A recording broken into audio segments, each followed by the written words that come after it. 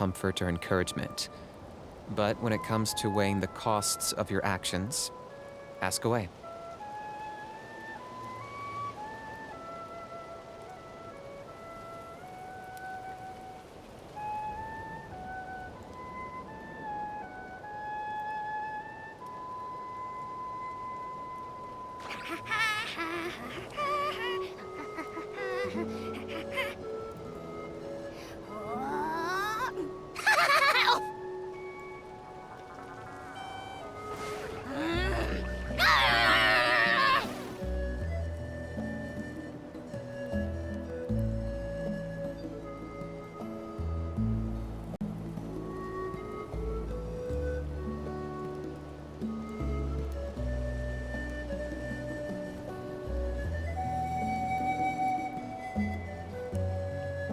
Hao loves being antagonistic. Just ignore him when he's mouthing off. Don't let him get under your skin. I dare you to release me and say that to my face!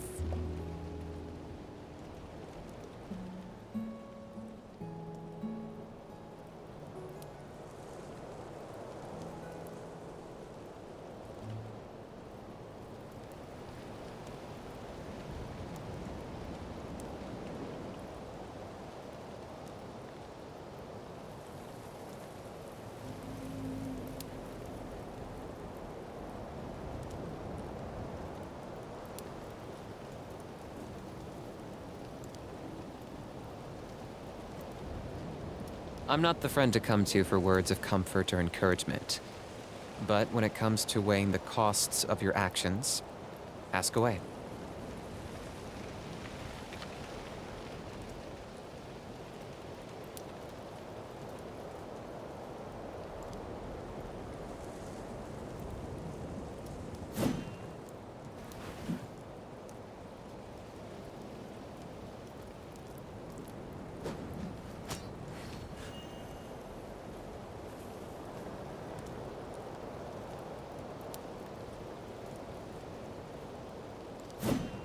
Hello, hello.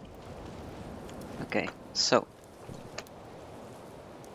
my plan for today is first of all to finish this one,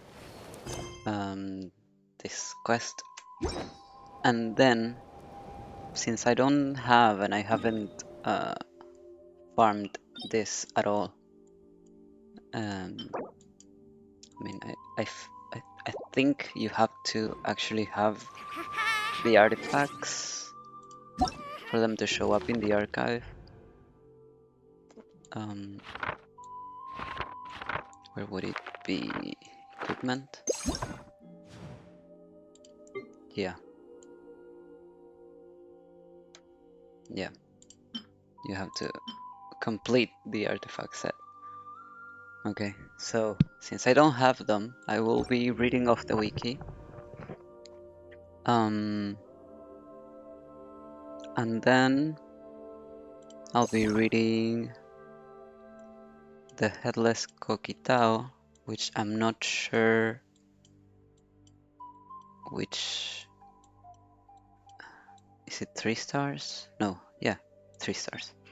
What? There's another one?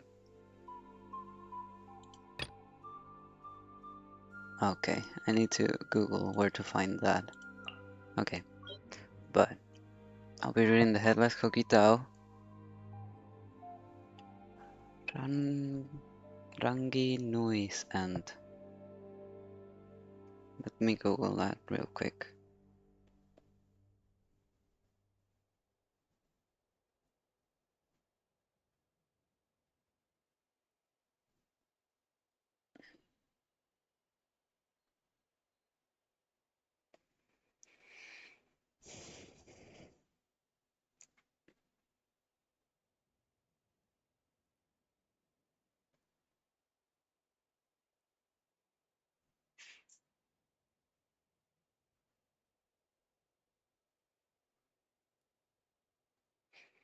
Amazoli.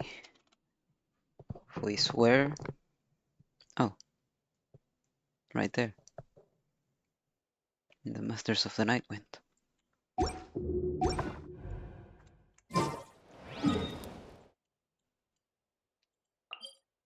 I think it's this one. That's right on the door.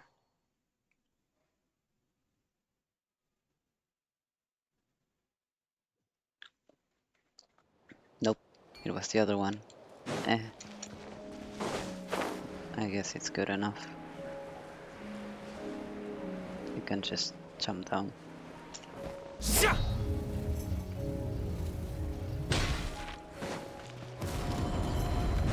Dear. Take what you need. Something for everyone. You're the goat, man. Oh, do I have enough? I don't. Fuck. Oh, 199 more. Can you put it on my tab? Ugh. Does this give me any money? No, it doesn't. Well, I'll see if I get any money from somewhere else, and if not, do I have any of this? No, only have pyro. Well, if not, worst case scenario, I can do a Layla Night outcrop.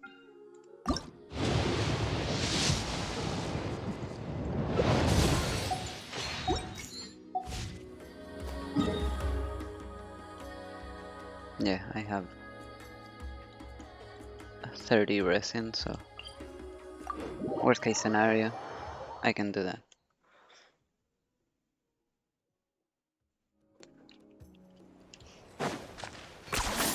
You really are a one-trick pony, you know. Can't believe they added books about Sanhash Kompore and Sundjatta.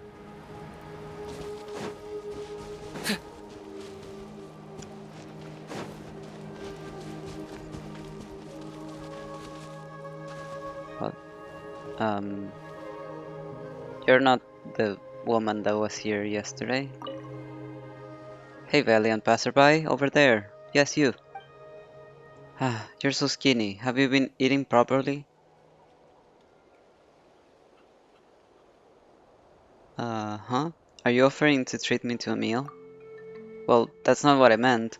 But if you're really starving, I do have some grilled meat in my bag. Anyway, let's set that aside for now. Since you've made it to Teteokan, you've probably already seen the warriors from Collective of Plenty, right?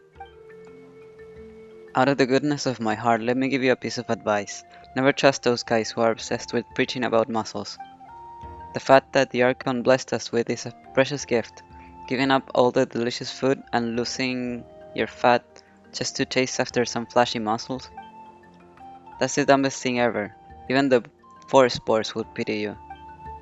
And honestly, if we're talking about what good looks good, this whole muscle worship thing only became popular in the last few decades. My grandpa told me that back in his day, people actually preferred a slightly fuller figure. So don't let anyone mislead you into going down the wrong path to lose weight. But if one day you end up like my relatives from Collective of Plenty and decide to lose weight in the name of strength, here's something else to remember. When it comes to agility, warriors with a slightly chubby build can also be as nimble as fish. But when it comes to strength, those skinny guys are no match for us.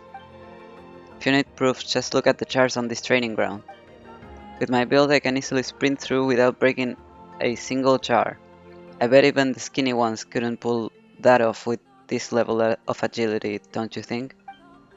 Oh, I can see it. You're trying not to laugh, huh? Fine, I know you don't believe me.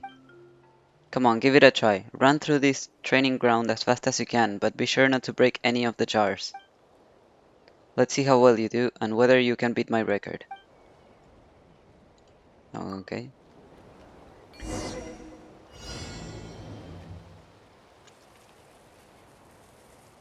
Can I just not indwell a Tatankasaur?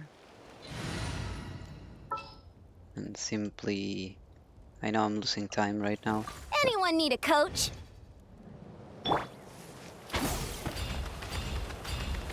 Oh,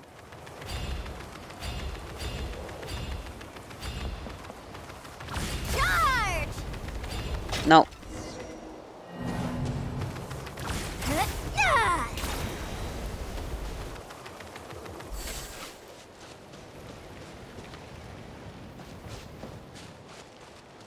I lost control. Yep, yep.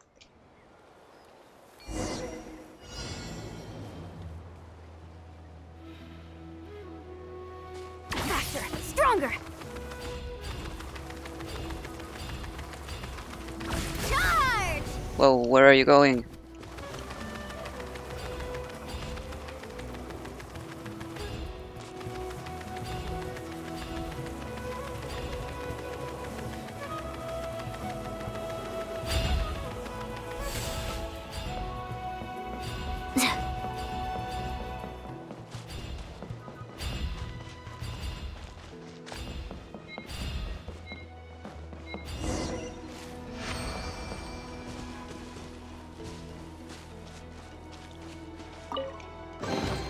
Hey, you want to try deadlifting that?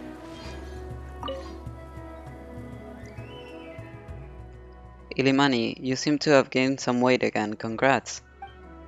Haha, thanks, Suriki. Good news, by the way. I just talked to another skinny person out of dieting the other day. Oh, nice. That's awesome.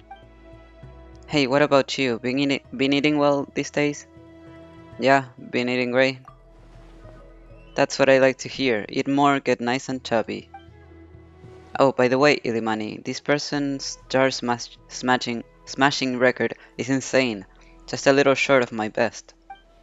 He even challenged me here. Did pretty well too. Wow, not bad.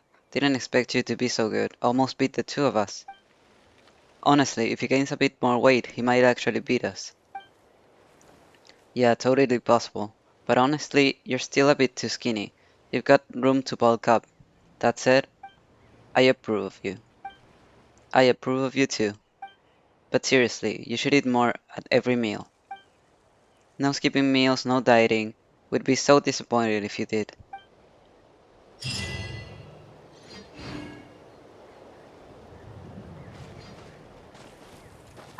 Did you give me any more to speak of? Well, a little bit, but I don't think that's enough for a single book. So, um, this is what I was looking for. Heavyweight contender. Skills are ineffective when facing an opponent who weighs more than 3 times your own. I can imagine.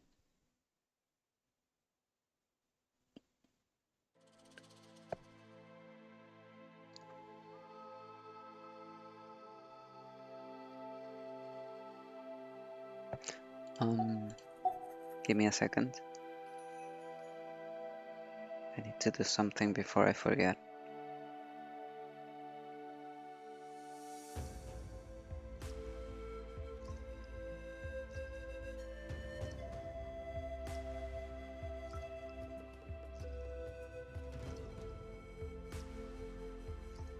There we go.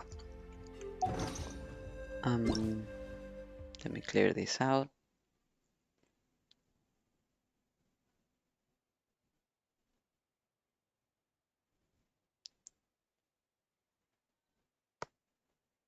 Or not. Anyways, that's done.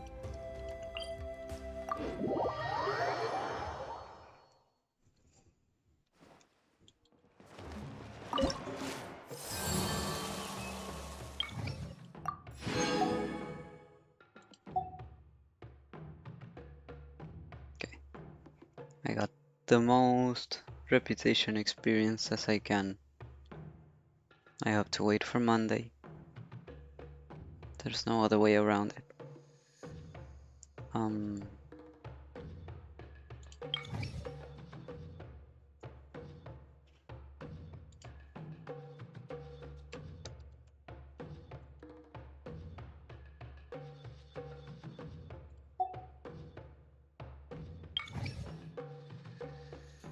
Okay, so I could either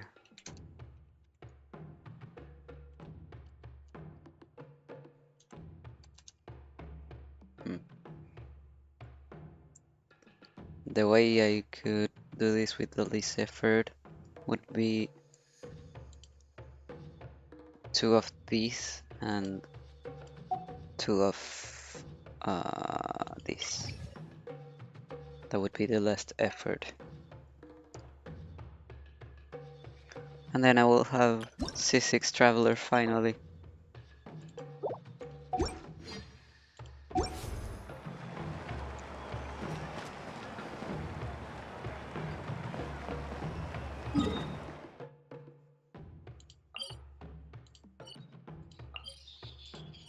Right.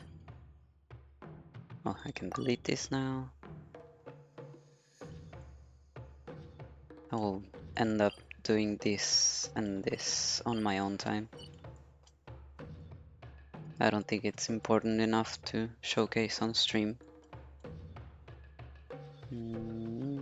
Okay, so that's all done. Let's do a leyline outcrop so I can buy the books.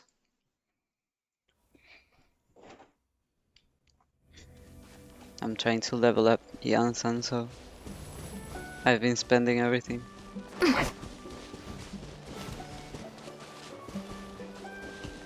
Okay. Oh, right, I don't have Phlogiston. I hope there's one around here.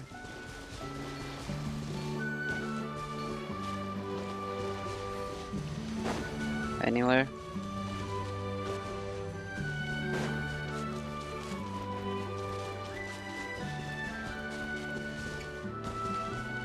No?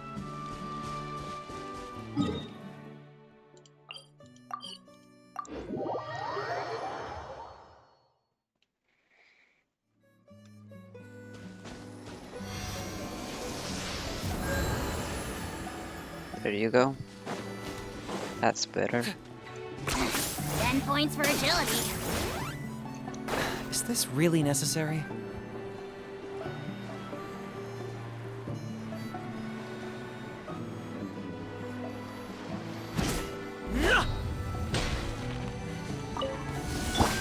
Show me your moves. Solidify! Controlled breathing. On my mark. Shadow of the past. Mind to command. I got him cornered. Glory to which none can compare. Especially not when I'm in a bad mood. Me, your sex. You must pay. Order guide you. Stabilize. Let's move. Locked on.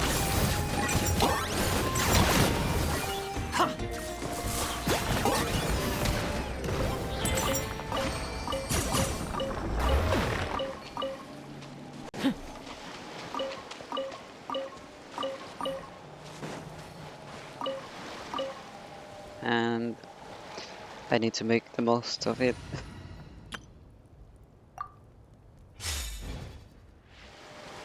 You can't just be passing by friendship EXP.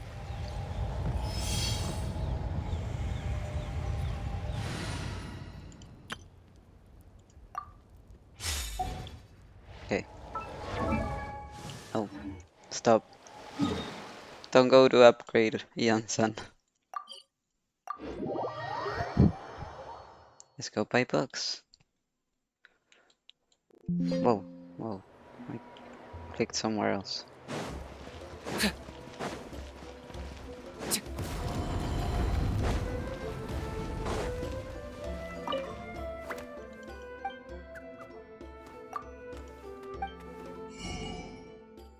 Okay. Let's prioritize this one because it's a one-parter, and then oh, you don't get the confirmation anymore. That's good. One less click. Nice, I had enough for all of them. Thanks, dude. You're goated.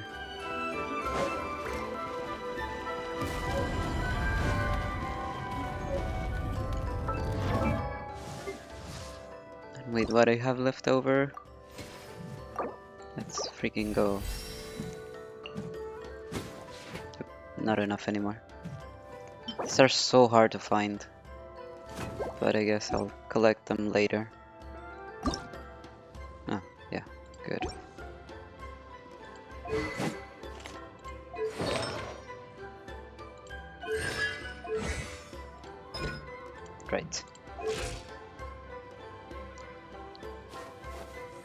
Well,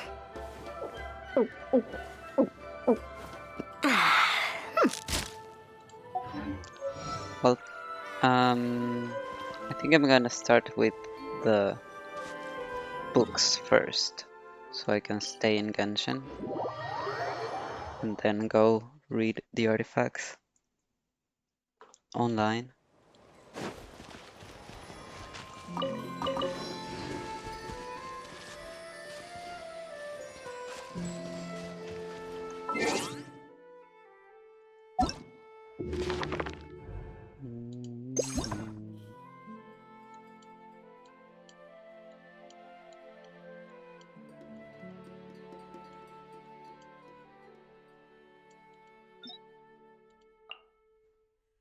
Okay, let me drink some water and then we'll start.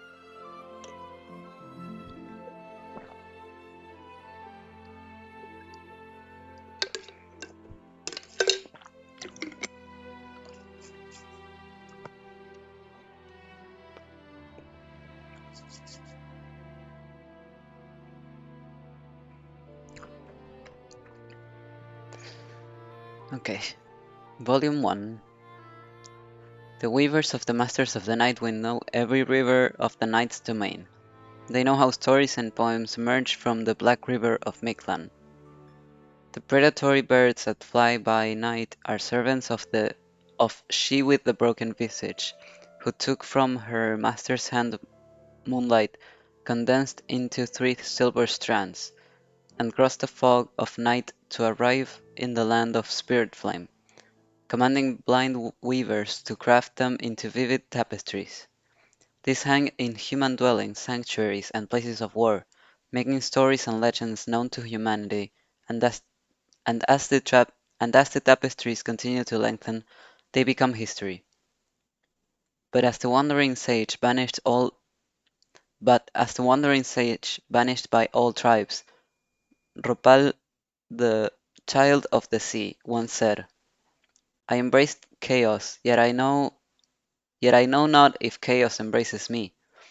Ancient stories and riddles always hide perilous secrets. Thus, the Lord of the Night blinded all who weave tales, compelling them to focus on stories while being unable to see the present, causing them to be pricked by the cold moonlight as with needles, yet never to witness the 3 moons' death with their own eyes. Therefore, the great master of riddles and allegories remains forever an indiscernible, indescribable mist upon a tapestry. What? The great master of riddles and allegories remains forever an indiscernible, indescribable mist upon a tapestry.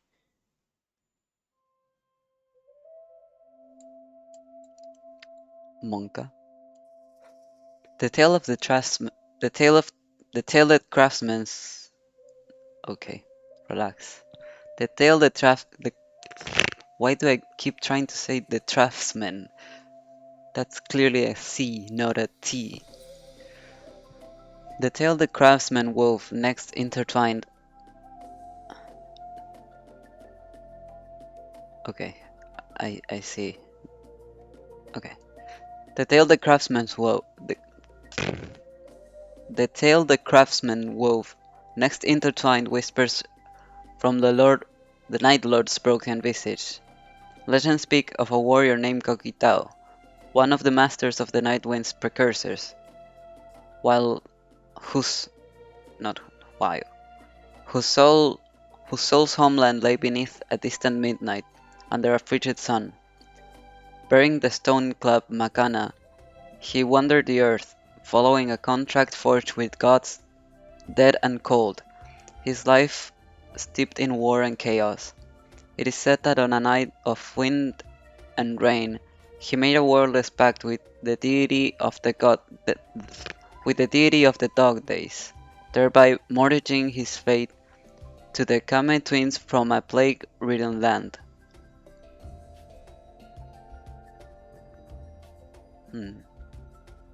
That's interesting. He made a wordless pact with the deity of the dog days. The deity of the dog days bade Coquitao punish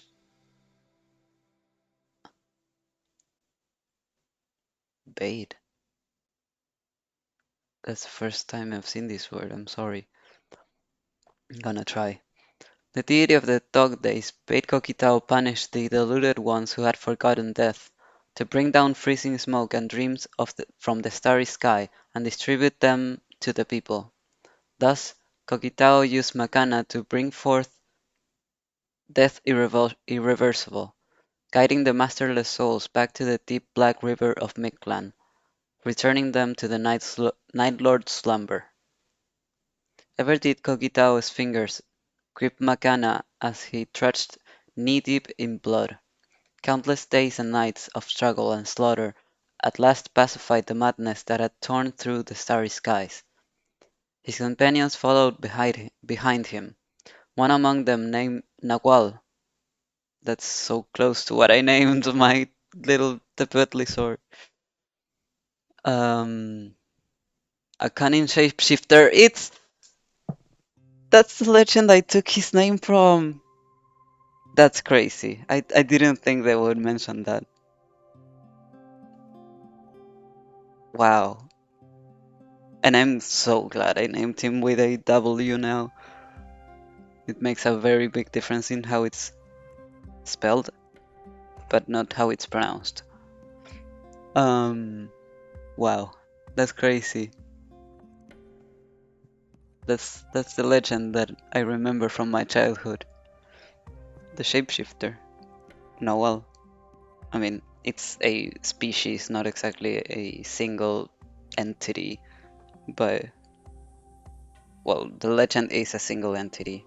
The legend that I remember is a special Nawal. One among them named Nawal, a cunning shapeshifter from a distant scorched land that burns endlessly even now. When the last fantasist was executed by Coquitao and his companions, when the river of blood at last pleased the jade-skirted master who dwelled above the thundering clouds, and who then called down sweet rains to cleanse all rivers, the deity of the dog days refused to return the hero's soul, instead commanding the treacherous Kame twins to direct the despicable Nahual in secret. Thus stirred, Nahual hewed Coquitao's head with an obsidian blade. And so Headless Coquitao failed to complete his covenant with the deity of the dog days, and could only blindly follow the Tzitzimime in their wandering. Damn. Volume 2. Seeing her chosen hero meet such a miserable fate, the Mistress of Heavenly Stars was filled with grief and anger, and she instructed the Tzitzimime to descend to the earth. There they would guide Coquitao, who has lost his head to his vengeance. During these long dark ages, people witnessed Coquitao's headless body striding through moonlit nights, tightly gripping his stone-clad macana.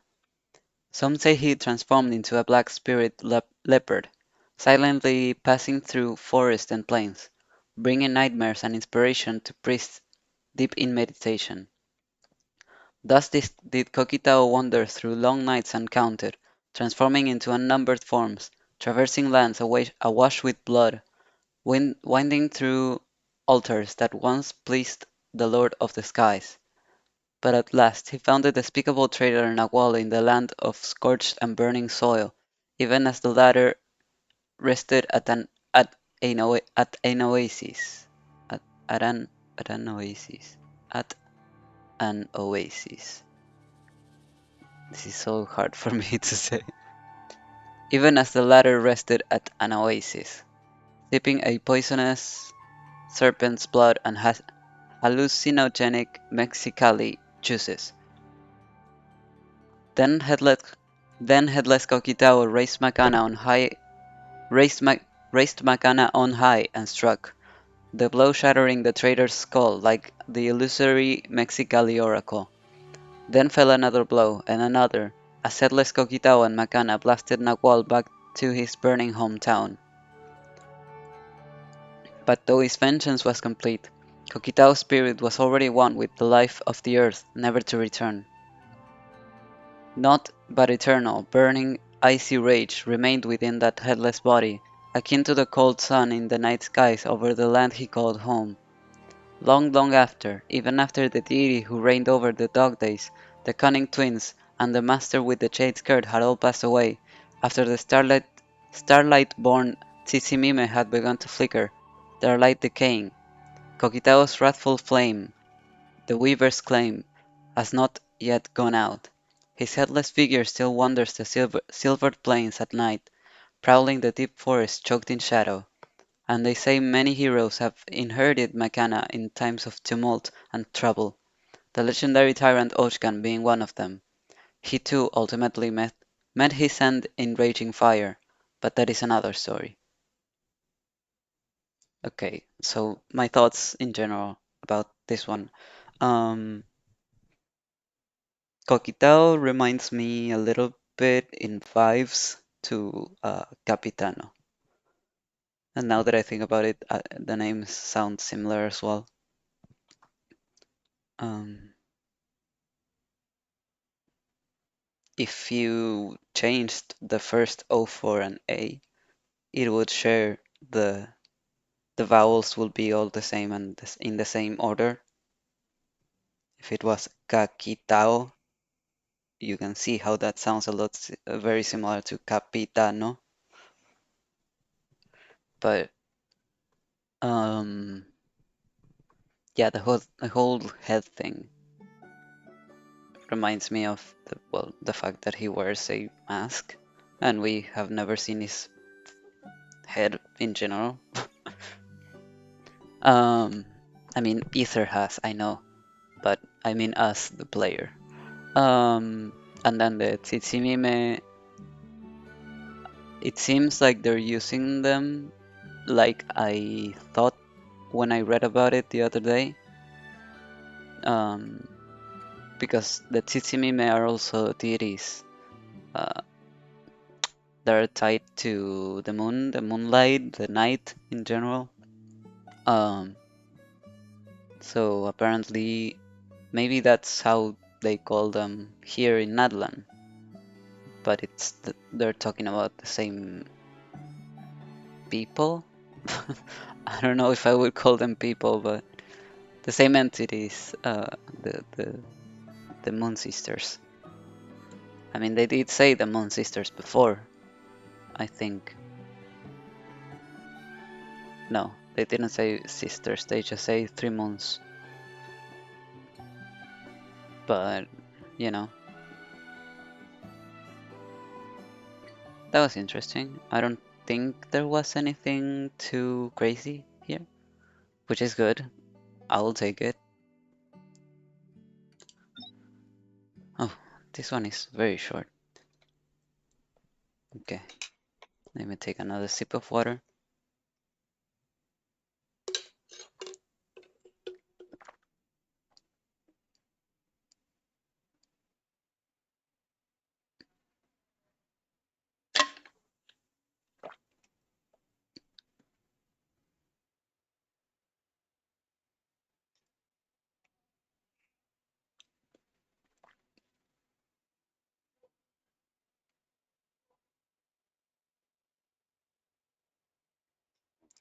Trying to sell something on Marketplace, Facebook Marketplace, and someone just wrote to me asking for the price. It's clearly stated. What? What do you mean, what's the price? It's right there.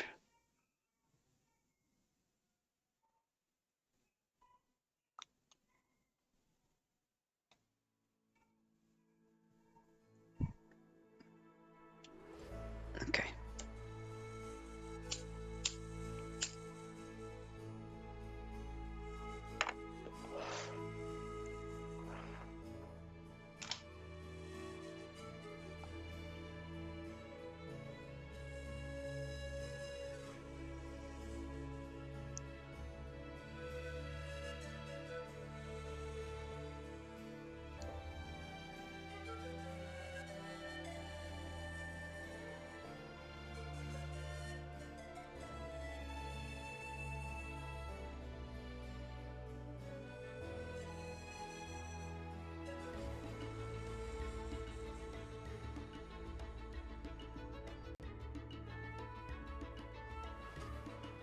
Well, apparently Rangi Nui and Papatuanuku they are a primal couple that appear in a creation myth explaining the origin of the world and the Maori people.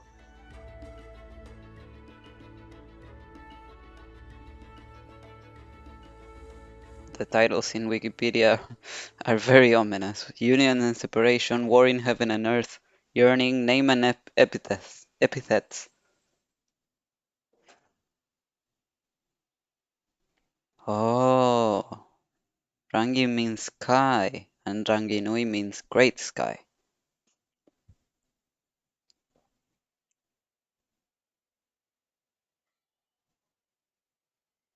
And Papa Tuanuku, I mean, they're usually called Papa, and it means world. But Papa Tuanuku means world separated,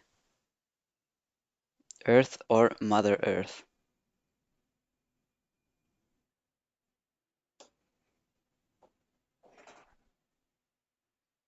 Interesting.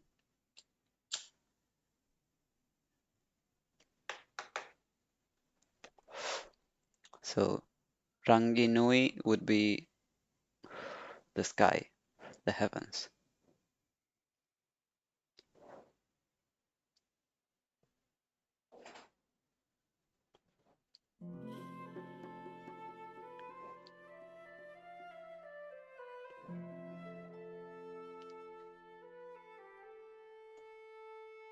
Wayata, another word I'm seeing very quickly, apparently means song in Maori.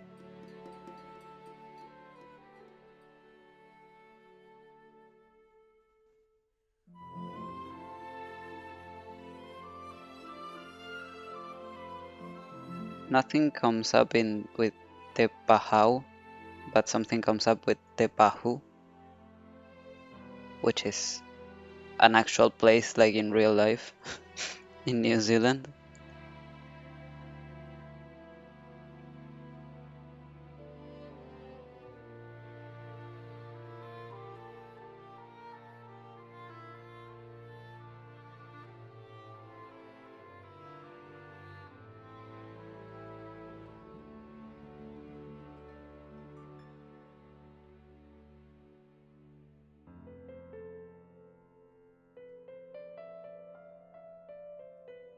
Okay, nothing comes up with Poheka.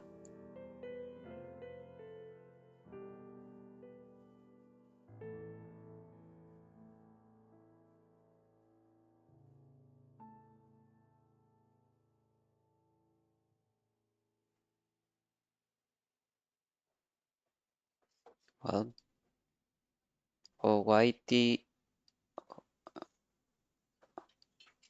Ohauiti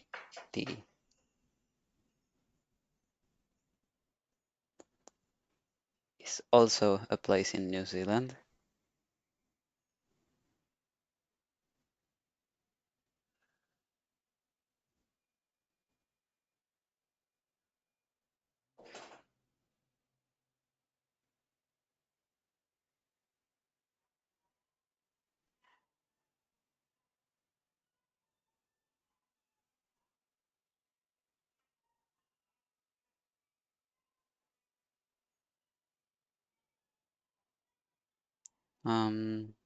Nothing comes up with Titiwa except a place in Thailand and Malaysia that's called Titiwangsa Mountains. And there's also a New Zealand activist. Te Tahutama. Nothing. Aka.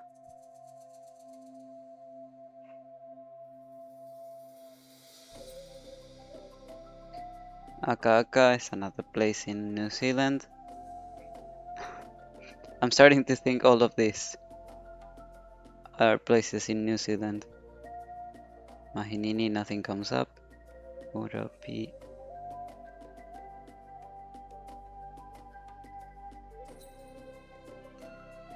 Uropi is apparently an international auxiliary language for Europe, which is what it sounded like to me to begin with.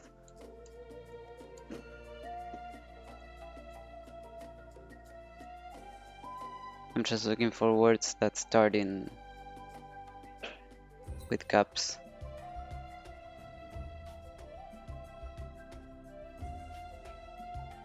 Well, nothing comes up with Hairine, but Hairine is a place in New Zealand. Okay, I'm done with my googling. I'll read now.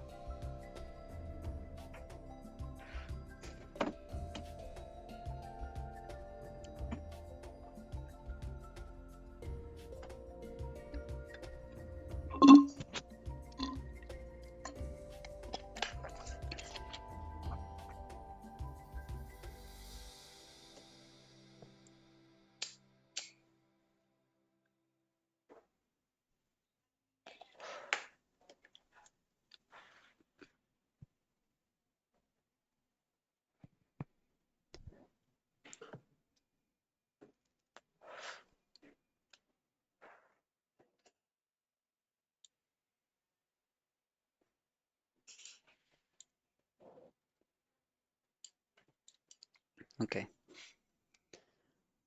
Rangi Nui's End is my hometown, and whenever I recall my ancestral lands, the morning sun shines over Rangi Nui. Looking out over Waiata, the spring of flowing song, looking down upon Te Pahau, the wind-whiskered valley, looking across Poheka, the land of abundance. Such are the lands of my grandparents. Such is Rangi Nui's End. I will journey to visit my ancestral home on the 25th night when the eels begin their dance. From Ohawiti. From Ohawiti shall I set forth, where the wind is gentle on the plains, to the water wall where sharks do leap, to the shallow shoals, to Titiwa, those dazzling radiant depths, where I shall climb the mountain bathed in sunlight, to visit the long slumbering master of mountain and stream, to explore the ancient dwelling place of the long forgotten pygmies, before descending into the valley's deepest depths, down to Tetautama, down to Tetautama, where luminescent fish congregate, down to Aka Aka, where plants grow small and strange, down, down to Mahinini, where the dark currents flow soft yet sharp, then down to dark Uropi, the depths of the forest. I can't believe we're getting pygmy mentioned after all these years. Woho Woho, this distant far-off lands, the hometown of my grandparents. They were thrown down, destroyed by disaster and violence, like collapsing mountains and raging wildfires. My ancestors once lived in prosperity and peace, yet they were plunged into famine and exile. My heart cries out for them. I mourned their tragic fate. Like unquenchable flame roiling beneath spring waters, so profound a resentment, so deep a sorrow. Ever shall I wander along that never-ending wellspring of sighs, and I shall come to fields of mottled green that my ancestors called Cahotea, and like the ancient dragons soar effortlessly to the mountains where chants abound. The lost envoys of the heavens built there a city of gold and stone, but it was destroyed when raging flame fell from the heavens, the fury of the ancient sovereign. Woho woho. And so I wander on to Poheka, the land of abundance. There Rangi Nui once stood upright between heaven and earth, so the ancestors say, for he was both a sage who spoke to the heavens and a hero of the land, whose soul returned to the rising sun, whereupon the sky itself became Rangi Nui. Then I shall head from the land of abundance to the distant shore, and on a shore overgrown with tendrils conclude my final journey. I once climbed the lonely, desolate volcano. I have seen countless hot springs with my own eyes, and I shall head to the other side of the dark currents, to seek the ferryman who rows Oh, I see. I was about to say to Joe. I see what it is now.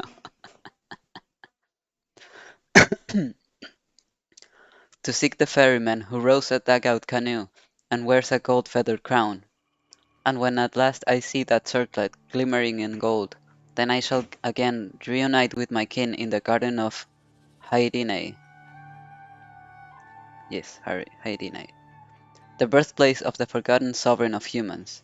And I shall gather my tribespeople and friends, and we shall go there together.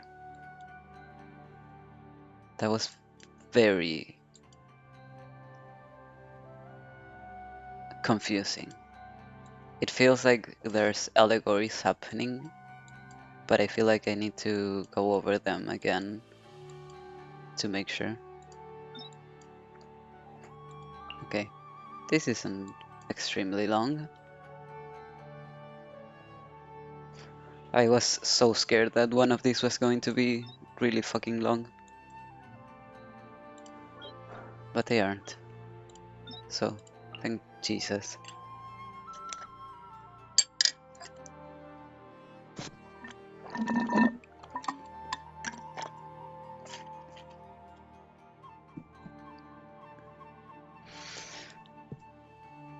Um, did the event begin yet?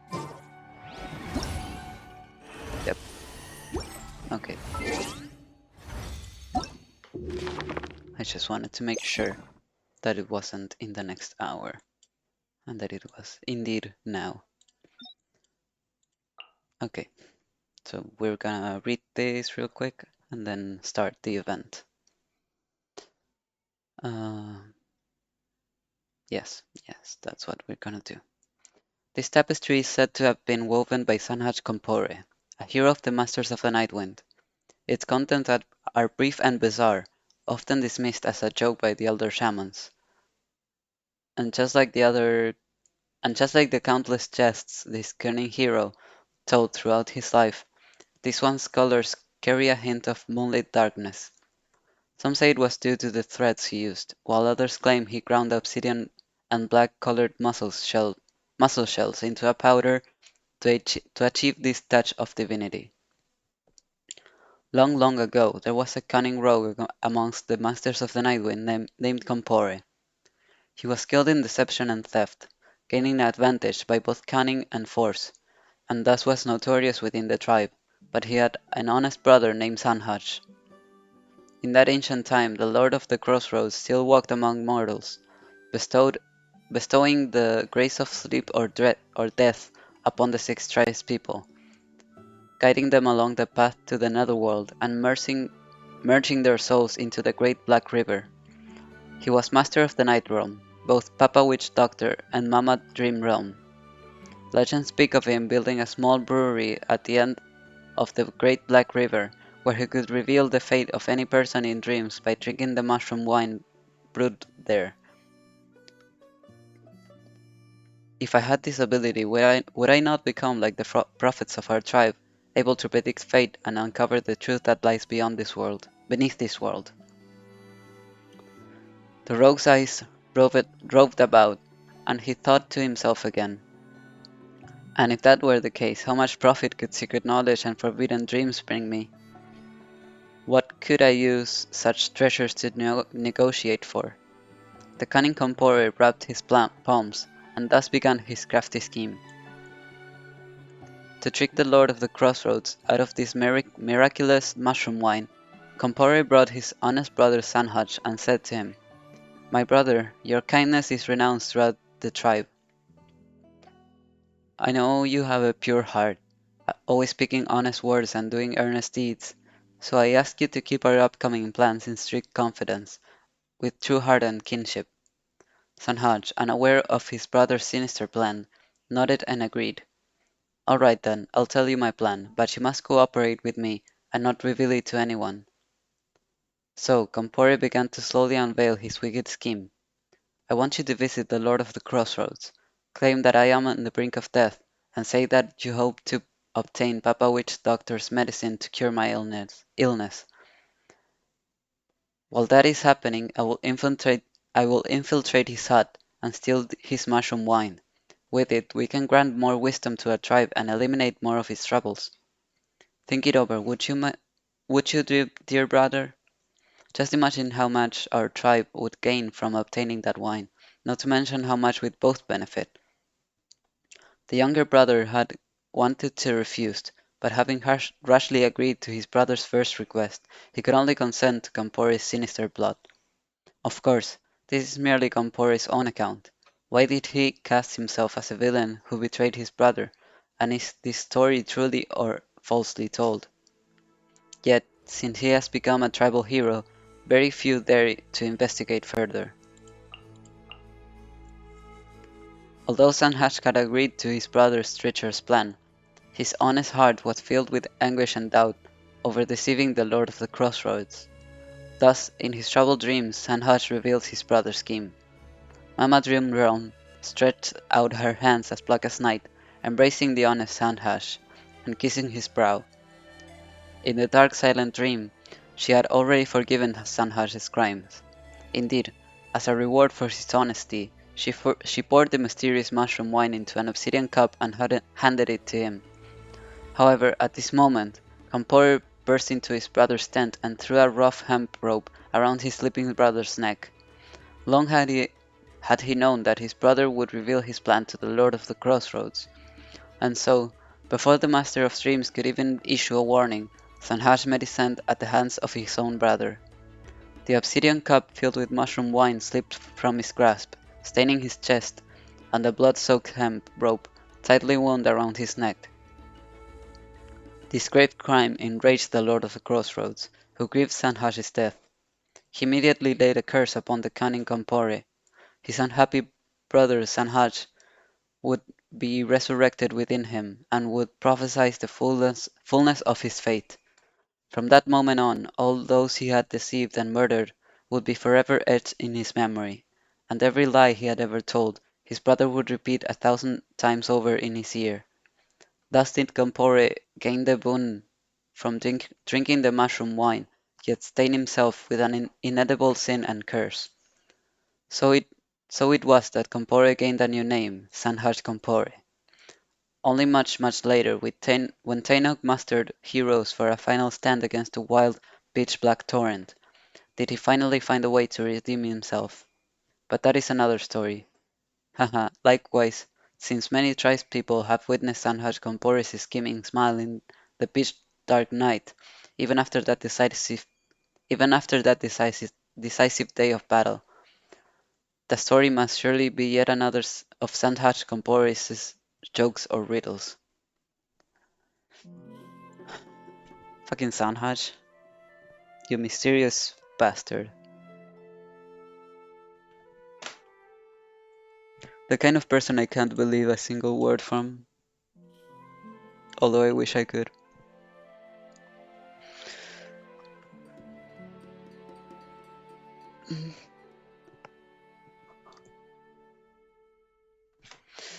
Okay.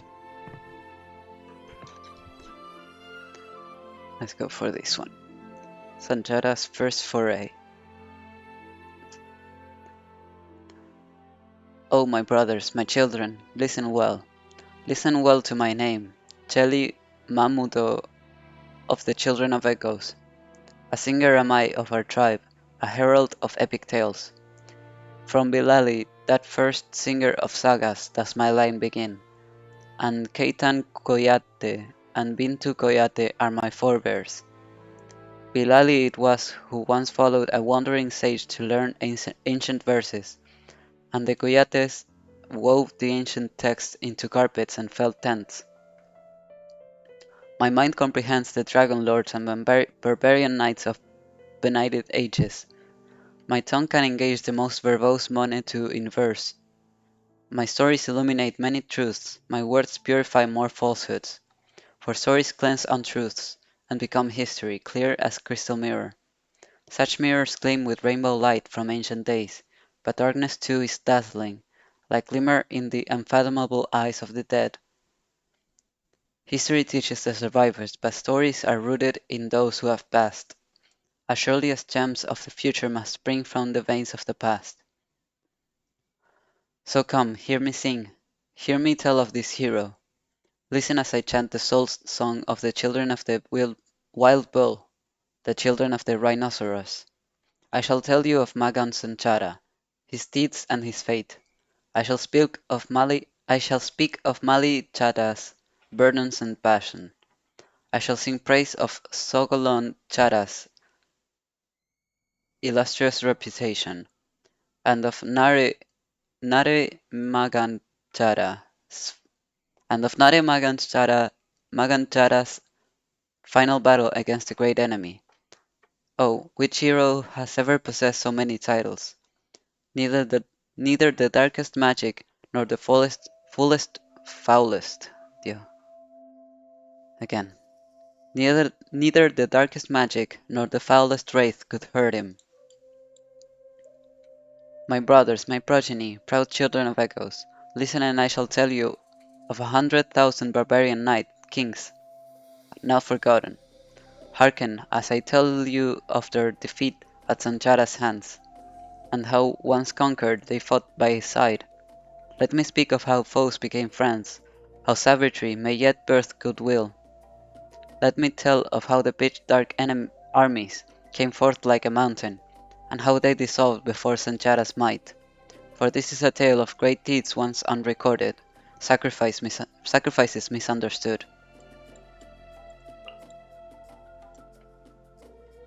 It is as they say, that many who are wise are not of noble birth. So too had Sanchara's lineage never been tainted by ancient royalty. The old tales have faded like salt reapers in a darkened mine, leaving but shimmering crystals of truth for poets to reveal.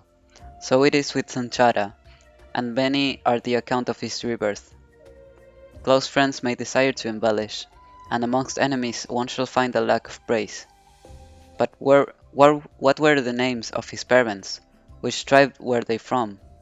Ask the pale light of 3 moons, and still you shall have no answer. Story and song say Sanchara was born blessed by the stars of dawn. No beauty his mother, no strong man his father, but the celestial watcher stars care not for mortal appearance, for to weave the fate of heaven and earth alone is duty eternal, a task divine. Mbande was chief of our tribe when Sanchara was young. Black-Jade Mbande, who was the mother of mines and gems, 'twas she who chose him to be our tribe's hero. And thus did his story begin, the hero great, the miner mighty. When young Sanjara began his career in the mines, the mountain-carving hammers were larger than his whole body, yet he wielded them as though he were the wind itself, so much so that heroes cried out, "The mine, it's about to collapse!" Ha ha, brothers, sisters, do not be afraid. 'Tis merely my hammer summoning up a gale. See? A whoop and a swoosh. A whoop and a whoosh. Thus did he swing on, chiseling into the great mountain, sparks flying from the hammer's handle, and they all looked on in joy and fear, as the champion's laurels he claimed. When Lady Mbande returned to the Lord of the Night's embrace, Sanjara was already a young man, robust beyond his years. On the night when a chief was to be elected, he left the tribe alone. Tribal champion though he was, Sanjara aspired not to power, but instead sought to find a proud testament to his existence as one of us. Resolute was he, striking out on an adventure toward lands distant and foreign, yet his passion was misunderstood by his tribespeople, who regarded him as a runaway, a traitor.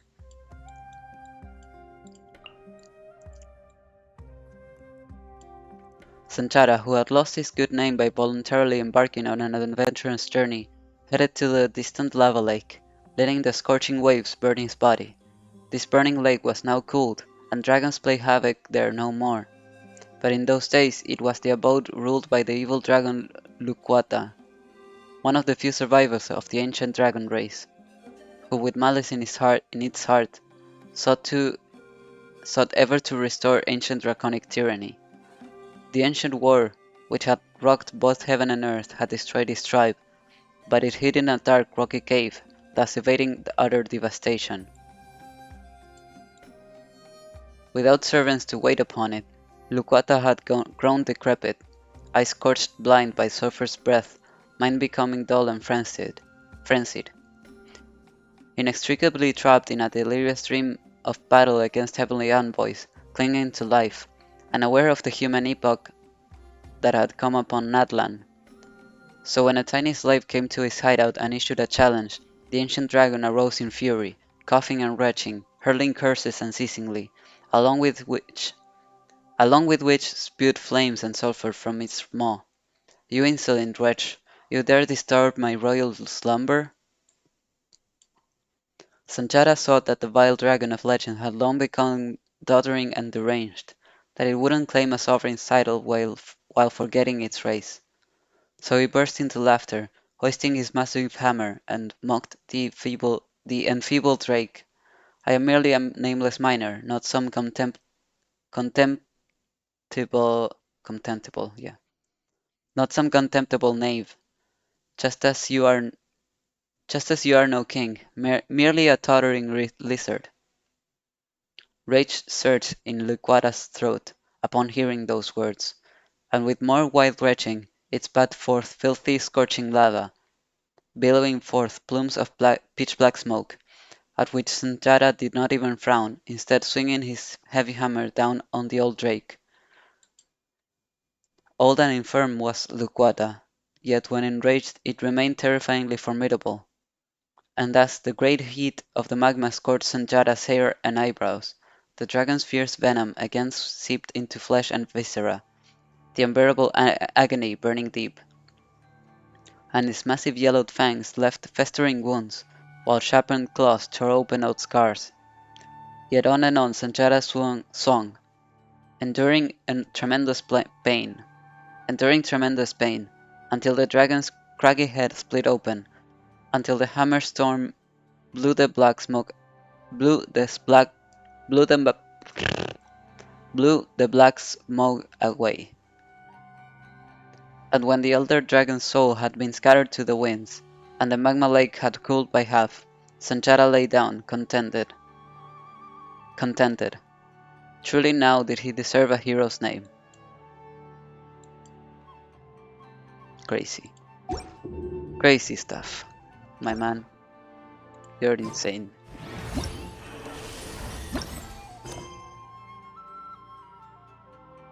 For a Saurian companion. Let's freaking go, gamers. Gonna get some more water, and we're going to start.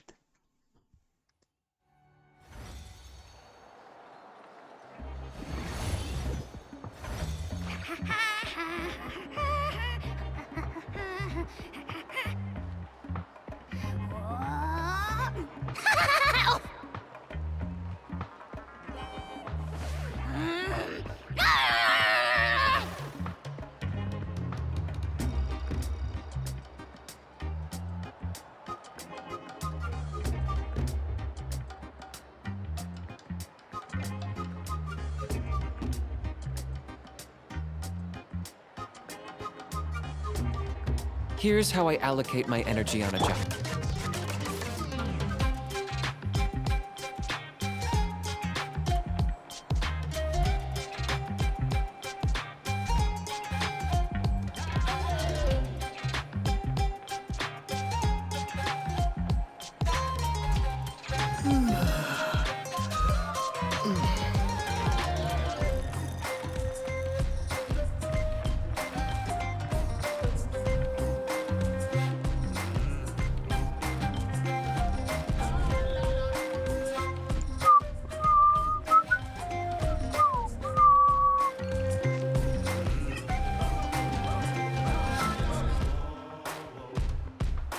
What do you want?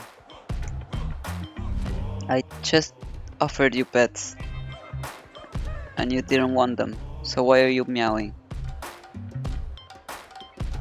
What do you want?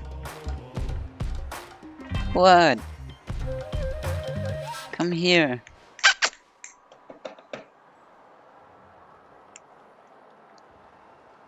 Do you want my attention or what? I don't get him. I really don't. I guess you're just gonna keep meowing.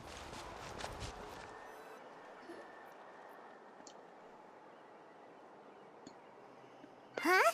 Why are all these people gathered around? Did something happen? Let's go take Echo. a look.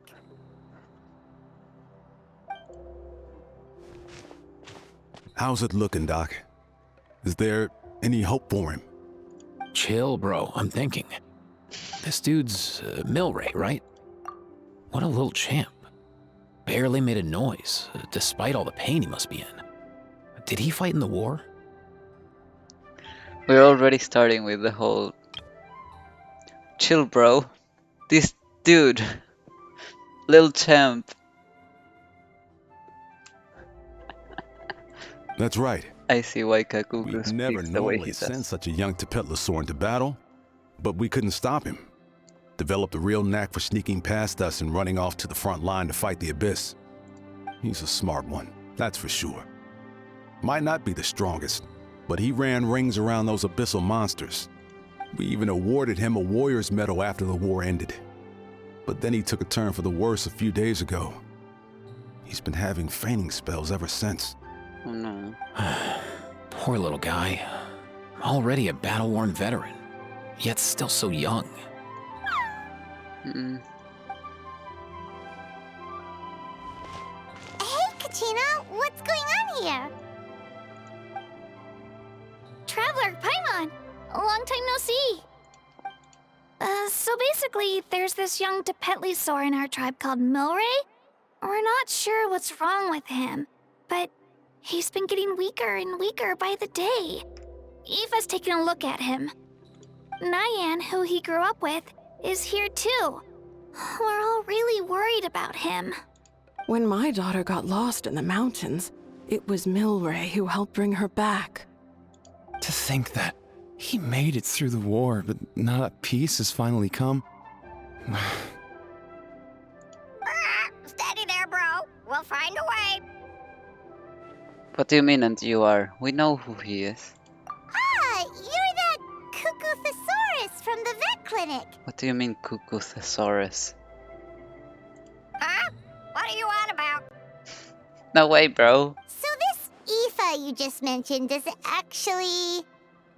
Hey, yo, everyone! Please chill. Chill, I think I've got brother. this figured out. For a juvenile Saurian, he showed remarkable courage in the war, but he's too young to be using that much phlogiston. As a result, he developed a rare pathological change. The initial symptoms might not have been obvious, but he's gone untreated for so long that his condition is now very serious. You mean he originally got sick during the war, but the symptoms only just started to show up now? Yep. That's right. He may have just been acting tough this whole time. Didn't want his friends stressing out over him. Ugh. Typical animals, I swear to God. They never tell us when they're feeling bad. They try to hide it. Stresses me out so much having two cats and not knowing at any point if they're okay or not. I mean, I feel like after knowing them for 2 years, I know when they're acting weird. Bro, you just opened the magnifier. I don't know how. Can you stop stepping on my... What the fuck is going on?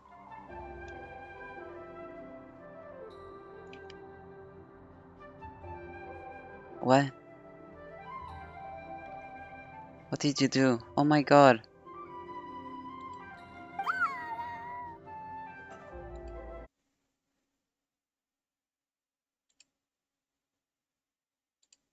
My dear. What?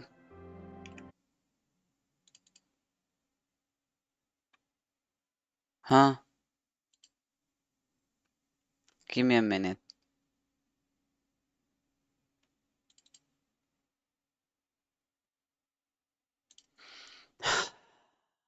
What did you do?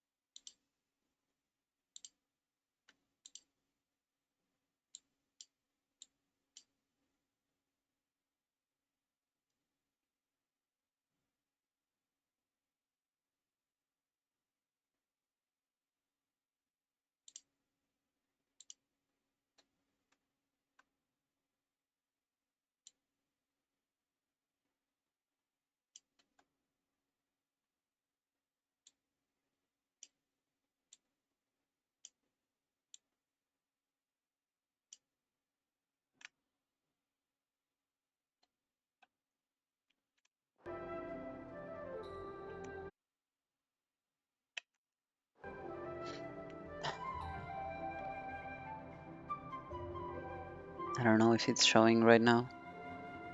If it's showing the game.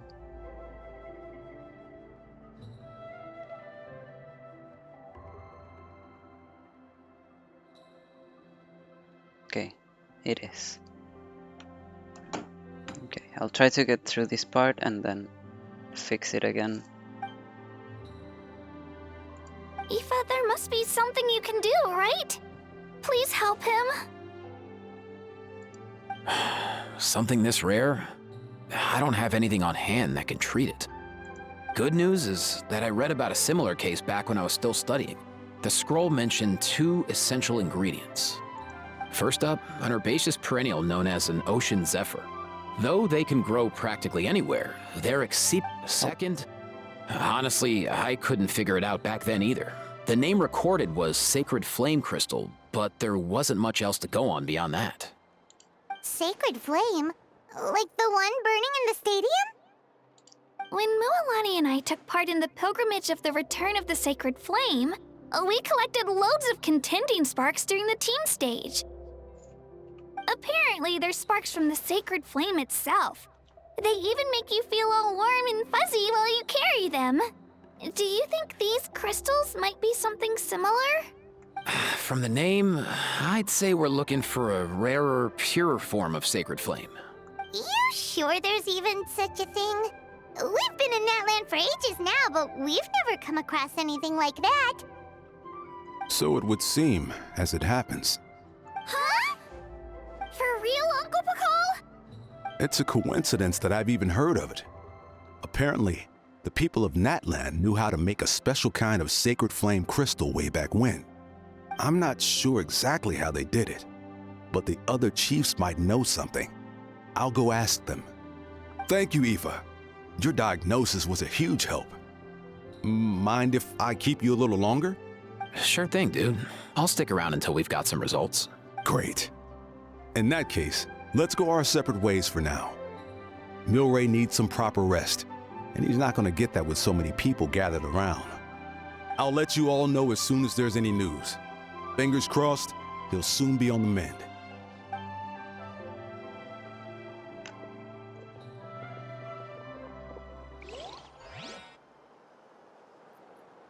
What up, my dudes? You represent you, bro. Respect. Man, I could tell we're totally on the same wavelength. The name's Ifa, a vet from the Flower Feather clan. This here's my assistant, Kakuku. Dude's all about copying what others say. Where? The Traveler in Paimon, yeah? Everyone's heard all about you two. You're absolute legends. The total package. Brave, wise, and strong. Best hero duo I've ever seen. No contest. Aww, you're making Paimon blush. Truth is, I spent the war treating wounded Saurians. Never got a chance to fight alongside you. You saved so many Saurian lives. That was an amazing contribution too. A legend among pets. Yo, thanks, bro. I appreciate that. There was always a long line outside Ifa's clinic back then. Even Kakuku was so busy, he was running around like a headless chicken. In any case, he would be flying around. And he's all head. What do you mean headless chicken? He doesn't have a body. Seriously? Seriously? True that. More wounded were piling up by the day. Dude, the Abyss is no joke. Sneaky enough to hit us right where it hurts. Lots of docs have dropped at their posts over the last few years. There's some fresh talent rolling in recently. I'm hoping they could step up quick. But vet med's no joke. There's a ton of challenges to overcome before you could be a qualified vet. That's rough. No matter how hard you hit the books, you're still gonna run into all kinds of weird diseases that are hard to treat. Like Milray's. So rare it doesn't even have a name. If my old man hadn't forced me to read all kinds of different stuff when I was a kid, I'd probably only be able to suggest a more conservative treatment. It's true what they say, bro. There's always more to learn. Oh, so your dad was a vet too? Yeah, totally. Our family's medical knowledge has been passed down over generations. My old man started steering me toward being a vet when I was a kid, schooling me on all kinds of herbs. And man, if I forgot anything, out came the broom. Do I know that? My family's been vets for generations now. No clue who it was that kicked off the tradition, though, you know? Back when I was a kid, my dad said something about our skills being medicine born of guilt. But the reason we got into it doesn't really matter. What matters is that it's useful. Guilt? Sounds pretty strange to Paimon. Usually you only feel guilty when you've done something wrong. Who knows? After he passed, there wasn't anybody else I could ask. I figure it's because guilt gnaws at anyone practicing medicine. When you fail to fix someone up, I've been there. So I'm gonna do my best to make sure that doesn't happen this time. I don't recall ever seeing a record of any patient with his malady who was successfully cured. So maybe Milray will be the first. You got this, bro. Heck yeah, I do. You talk for a while longer. Oh? Looks like the Chiefs are back. Let's go see what they have to say. I'm surprised Auroron hasn't come up in conversation yet. Oh, I had a chance to fix it there. Oh. The last time I was here, I remember seeing him happily rolling around with Io. This is so sudden. Well, as the saying goes, illness strikes like a landslide. It's not uncommon for people and Saurians to just collapse overnight. Given that he first fell sick during the war, he's done well to make it this far. Hey, little guy. Are you okay? Does it hurt? For one so young to risk life and limb on the field of battle. This too is a responsibility we adults must bear. Whoa. All 6 tribal chiefs in one place? Not something you see every day. Yeah, I was thinking, it's surprising that they all came over for just one Saurian. I like that they did. I just didn't expect that. It's true that we used to hardly ever meet up like this. The affairs of our own tribes were usually enough to keep us all swamped. These days, though, group dinners on our days off have practically become the routine, so don't look too surprised. Group dinners? More like group mooching. You guys always seem to end up at my place. So shameless. Well, you have a lot of food over there. Well, your cooking is too good to resist. Exactly. You've seen how hopeless the rest of us are in that regard.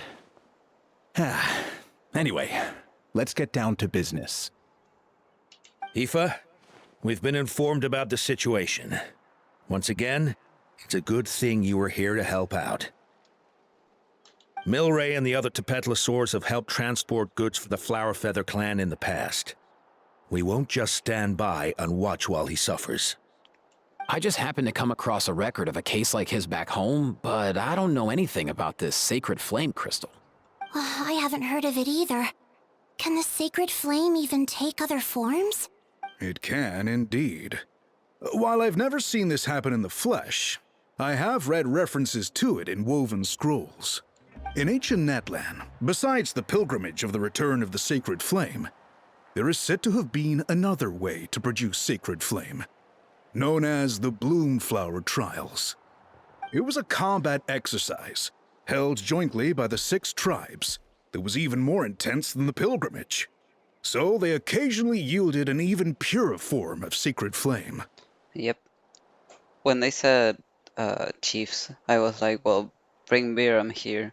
I'm sure he knows something. Sacred flame crystals! For real? How have I never heard of that? Simple. The Bloomflower Trials haven't been held for centuries. Something seems to have happened the last time they were held. I pressed F without seeing the option. Is there some hidden story behind this? Something seems to have happened the last time they were held. But it was so long ago that I don't know the specifics. The more reasonable explanation is this: that people once believed these sacred flame crystals to be vessels of extraordinary power, and that warriors could use them to enhance their own strength. In reality, they turned out to be far less miraculous than hoped for. In some rare, very specific circumstances, They proved irreplaceable, but they were not so different from the regular sacred flame in essence. The pilgrimage produced enough sacred flame, making the Bloomflower trials obsolete, and thus they were forgotten. Ah, I get it. So to save Milray, we have to revive the Bloomflower trials and get all 6 tribes to take part. Ooh, that sounds rough.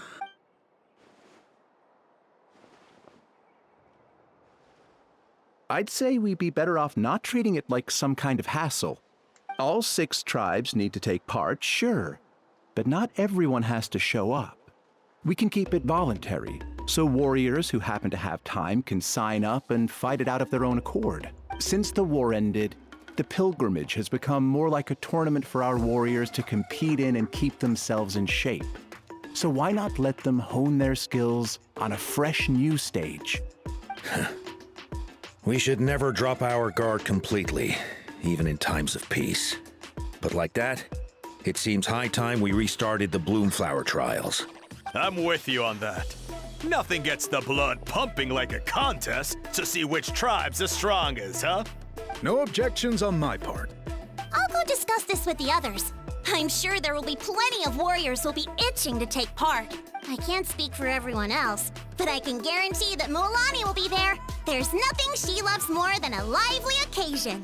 And I guess your vote was a foregone conclusion, eh, Pakal? Great. We're all in agreement then. Thanks, everyone. It really means a lot. Let's head back to our tribes and see how many people are willing to sign up. If interest is high, we'll hold a big event. But if not, we'll keep it small. Agreed. Rules will be crucial too. A competition without rules is just mindless violence. And that's not what we want. You should know about violence. I'll draw up an outline. Let's meet up at the Speaker's Chamber later. After all, we'll still need the Pyro Archon's final approval. Oh yeah, and we'll also need some Ocean Zephyrs to cure Milray. Who'll go gather them while we're organizing the trials? I've got that covered. I just noticed that some of Milray's friends have shown up. Yep, they have been showing up. You mean these Saurians? You're right. There's all sorts. Seems like he's quite the popular little fella. Huh. Kakuku, can you hit them up and ask if they'd be down to lend a claw? Sure thing, bro. I've got you, bro. Must be nice having a Saurian companion who can talk. Well, if that's everything, how about we call it a day? All right. See you later. Ifa, let's head back. And bring these Saurians along too. We've got to teach them how to identify Ocean Zephyrs. See ya, little guy. We'll come visit you again soon. Poor baby. Whoa! They sure are quick on their feet. Guess they're chiefs for a reason. When they decide on something, it gets done right away.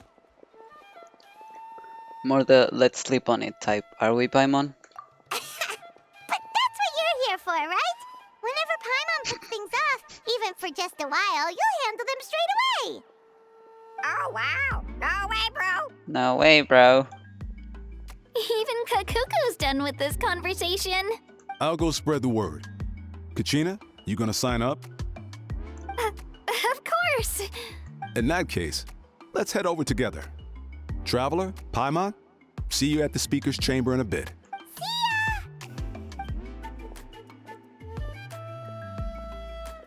So far, so good. At this rate, Milray will be better in no time. Oh, you're awake. Wanna try getting a bit more sleep? Oh, baby. I feel like he has something to say. You think so? Is he feeling hungry then? Hey, Kakuku, can you help us translate? Oh, long gone. Oh no, he does seem pretty anxious. What are you trying to say, little guy?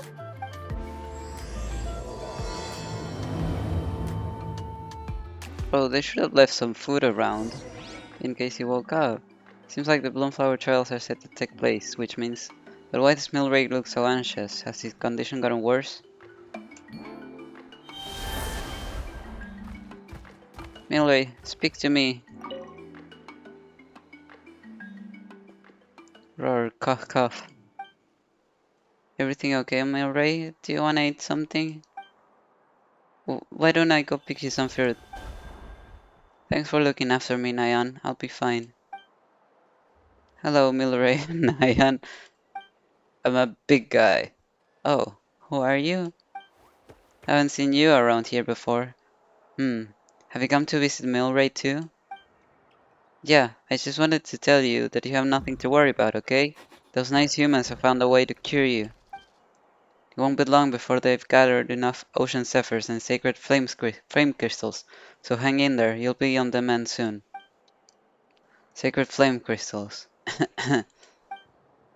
Milray, that's exactly what I'm worried about. Those nice humans have no idea how dangerous sacred flame crystals are. Dangerous? Yes, very dangerous. They can beguile human hearts, turn friends into enemies. The humans must be very careful. Milray struggles to say something else, but he soon falls unconscious once more. Beguile human hearts. The chief didn't mention anything about that before. Could there be unknown risks associated with using sacred flame crystals? But more importantly, even if the chief knows nothing about this, despite all the knowledge they possess, then where did Milray and Nyan come to hear of it? Nyan, who told you guys that the sacred flame crystals were dangerous? Mysterious Kukusar we met while fighting those big monsters. He was the one who told us.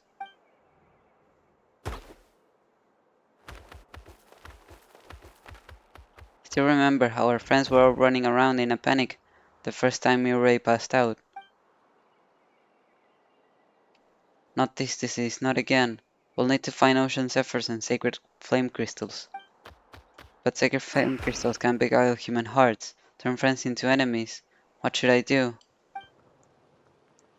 Where did this Kukusor find out then? I don't know. He often said things we couldn't understand. Apart from us, no other little Saurians wanted to play with him, and as far as I could tell, he didn't have any human companions either. But I'm sure he wouldn't have lied to us. He saved us many times, and we're very close friends. I really hope that Milray recovers soon.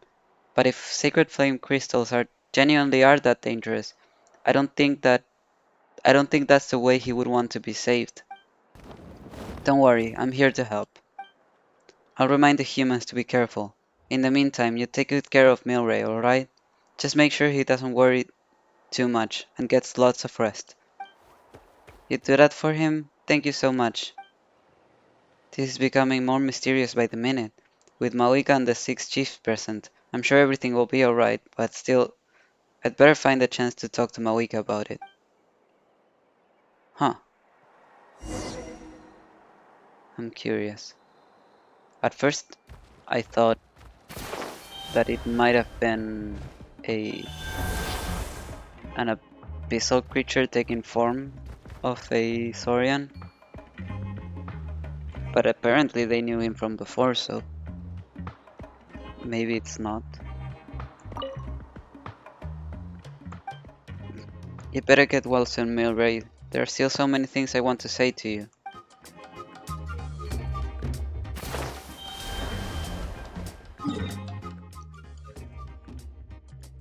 Okay, let's go.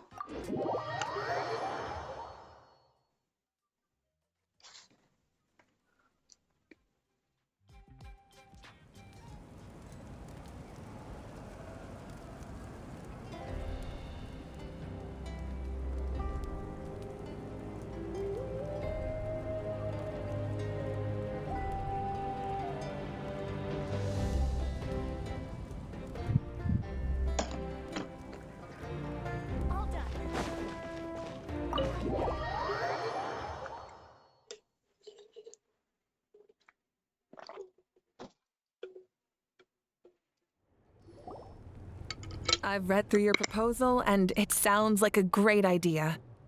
Even if it wasn't for Milray's situation, there'd be many reasons to start holding the Bloomflower trials again. How many warriors have been signing up? Far more than we anticipated. Damn. Our warriors sure are fired up. The ones who came late even held a protest outside the sign-up booth. So we had to make an exception by adding a few more spots. So many people have signed up that we've had to divide the competition up into main matches and exhibition matches. Each main match will pit 2 different tribes against one another, while the exhibition matches will see 3 tribes going up against another 3. I'm planning to limit the number of spots for the exhibition matches. Accidents are more likely in tangled melees, so with fewer contestants, we can ensure that any injuries will be attended to promptly.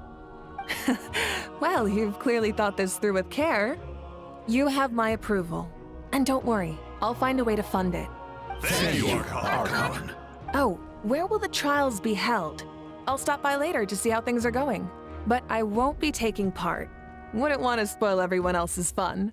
The main venue will be near the Stadium of the Sacred Flame, with additional arenas set up around the various tribes. All right, I'm all out of questions. Keep at it, everyone, and thanks for your hard work. In that case, we'll be off. It's time we started organizing crews to set up the venues.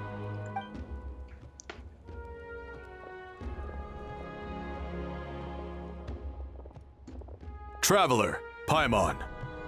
Good luck. Huh? Good luck with what exactly? Hey, it's been a while, you two. Are you here about the Bloomflower trials too? Yep, we sure are. Sounds like everything's going to plan. Bloomflower trials. The name alone fills me with nostalgia. I first heard about it from my dad, who first heard about it from his dad, my old grandpa. Guess that means they were last held at least 500 years ago? Wait a sec. No, it must have been much earlier than that, then. Yep. About 600 years ago. Whoa. When you put it like that, it does feel kind of surreal that we're doing something that hasn't been done in such a long time. True, but I've got a good feeling about this. We'll pull it off, rest assured. Do you know anything about the Sacred Flame crystals? Is there anything dangerous about them? What makes you ask? We've heard rumors that Sacred Flame crystals can beguile human hearts. I've never heard such a rumor before. And rationally speaking, it just doesn't even seem possible. The rules governing the Oda resurrection have protected Natland for many long years, and these rules are themselves fueled by the Sacred Flame's power. We've been working with the Sacred Flame all this time, and we've never noticed anything unusual about it. In essence, Sacred Flame crystals are just another form of the Sacred Flame. I can't imagine how they could possibly beguile human hearts. That's very true. I find it hard to imagine too. So please, be at ease. And besides, even if they did harbor some kind of evil power, it will not cause any real trouble in the Natland we now live in. Not if I have anything to say about it. Our main priority right now is to hold the Bloomflower trials so we can collect enough Sacred Flame crystals to heal that little Tapetlosaurus. It's so reassuring to have you on our side, Moika. Well, there are some things even I can't handle. For example, it just came to my attention that you've got some people waiting for you outside. Huh? Who could they be? You'll find out soon enough. Go on now. Don't keep them waiting. Okay. I fear I'm gonna keep them waiting because I need to go to the bathroom. So... be right back.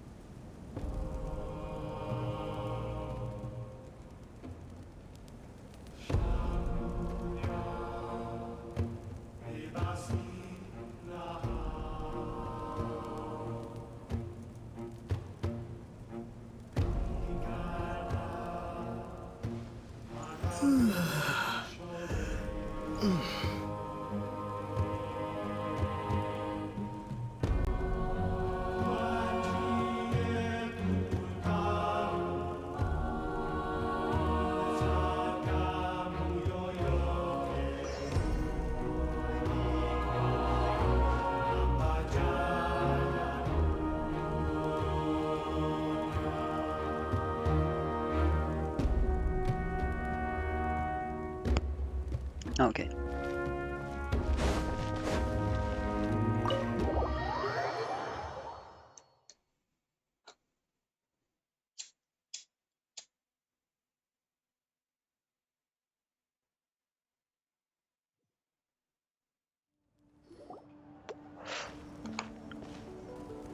Finally, you're here! The 6 heroes. That traveler, Paimon. So, basically... Ugh. I don't want to listen to Ginich. Hold up, what happened to first come, first served? What I'm saying is I get to go first. What's going on? Why is everyone turned up all of a sudden? I hope he doesn't speak much. So... Not that he usually does, but... So, you know about the bloom flower trials, right? I mean, we were wondering, have you decided which tribe you'll join? If not, how about the people of the springs? What? Oh, I see. We're allowed to take part too? Well, in another world I would have loved to join the Science of the Canopy, but not anymore. So I'll go with my second favorite and go with the Masters of the Nightwind. Given that the trials haven't been held in so long, we're creating a new set of rules for them. Shut the fuck up. Separate. All of the chiefs have agreed, but whether or not you compete or which tribe you support, well, that's completely up to you. As the hero who saved Natlan, your participation would be a huge morale boost for whoever you choose to join. In other words, recruiting you is every tribe's top priority right now. Oh, so that's what's going on! No wonder Chief Coquitao wished us good luck just now. He must have known this was coming. And that's all for the chit-chat. I hope you're ready for some serious incentives. How do you like the sound of luxury hot spring vouchers? I'll even throw in a selection of fine gifts from the shop. Luxury hot springs? Sounds like Paimon's perfect vacation. If you join the Scions of... And if you join right away, you'll even stand a chance of being taken on as a sidekick of the almighty Dragon Lord, Kahula! Yeah, no one. All-you-can-eat barbecue? Join up with the Collective of Plenty, and I'll provide a year's worth of training sessions and a personalized nutrition plan to help you become stronger than you already are. Paimon's not too keen on training, but getting stronger does sound tempting. All I've got to offer are freshly picked vegetables, but I can guarantee they're really tasty. Listen, Auroron, I hate vegetables, but I'll join anyways, just because I like your tribe that much. Ooh, could Paimon get some samples? Fancy some flying lessons? Or you could just hitch a ride. I'll take you soaring through the skies myself. Well, flying's kinda what Paimon does for a living. But flying around with the Traveler sounds like it could be a lot of fun too. Well, can you take me to Celestia? If the answer's no, then I'm not interested. I can bake Saurus crackers Oh. and green fruit chips. That's so wholesome. Oh, Paimon loves those too! Oh, this is such a tough choice. Not just because the freebies are tempting, but also because picking one tribe feels like we're betraying all the others. You know what? Paimon's decided to leave this one to you. How about I join you all then? Tumaini belongs to all of Natlan after all. Paimon's pretty sure that isn't an option. Actually, it's not a bad idea. There'd be 3 tribes on one side versus 3 on the other. Huh. Hadn't thought of that. Pretty clever. I don't know what we're thinking about. I'm gonna read it with it, but I don't wanna listen to it. 3 tribes on each side, so for the first half you're on our side, second half theirs. Sounds fair. What? Really? Huh. Then, as for those perks you mentioned earlier... Don't worry, my offer still stands. Enjoying ourselves is the #1 priority here. So it's settled then? For the... Feels just like the old days when we used to fight side by side. We're gonna be unstoppable! The old days, as if you were old. You're like, what, 20? In your 20s? The old days. All right, it's near... Oh, poor baby.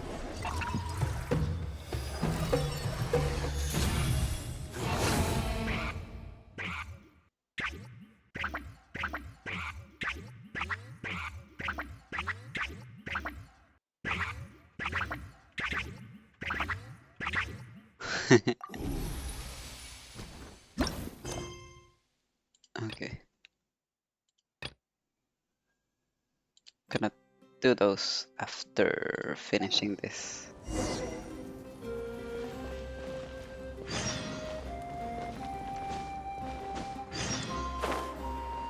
Where are we going, actually, now that I think about it? Oh, all the way over there.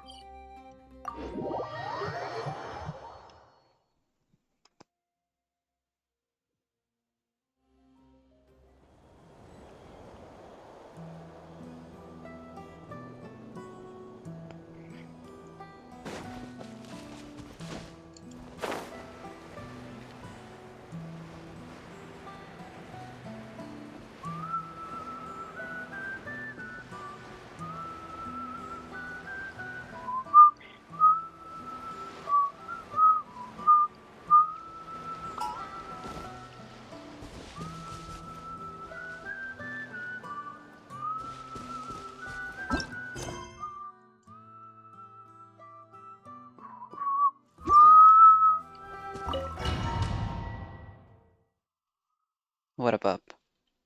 I love that song. I love whistling in general, how it sounds. Alright, so this is our base.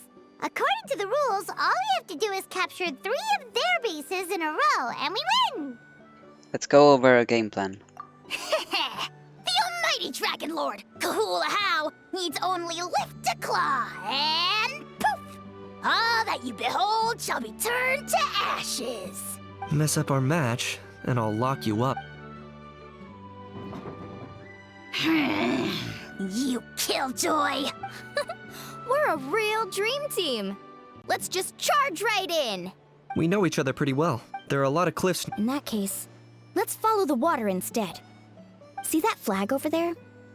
That's the Collective of Plenty's base, right? We'll approach swiftly on the water, sweep in and capture the base, then move up to the high ground. I like the way you think. I trust your judgment too, Lualani.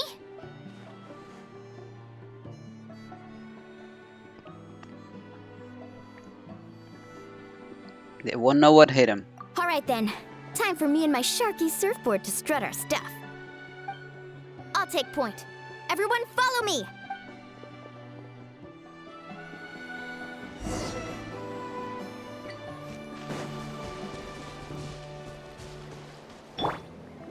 Faster!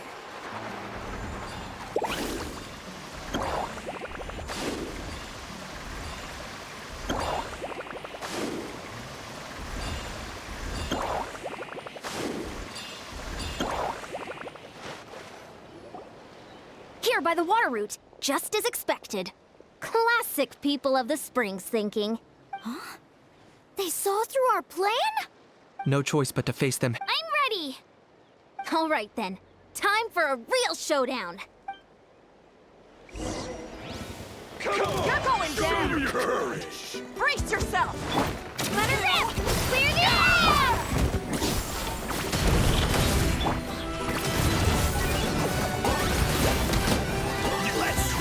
Hey, no slacking! Give this everything you've got! Not a bad training session. Let's call it a day. We won! At this rate, we'll be invincible! Don't count your Yumkasaurs yet. Let's head over to the next spot. Wait a sec! Don't forget to plant our flag before we leave. This is proof of our victory!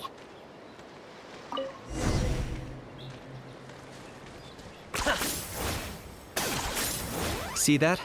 Up above the cliffs? That's the Masters of the Night Wind's base. The nearby mountainsides have all been blocked off by crystal clusters. Looks like they don't want us getting up there so easily. Don't worry. Leave this to You're finally here, Gramps. If I'm back home too late, my vegetables will get thirsty. Don't worry, we'll make this quick for you. Let's go. Here comes another.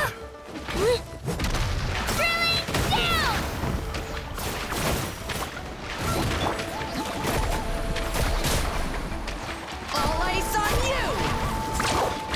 Here comes... This one's new. Behind the veil!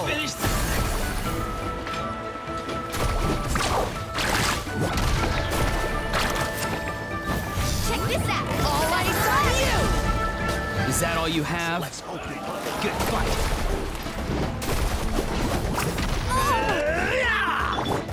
Here goes! All ice on you!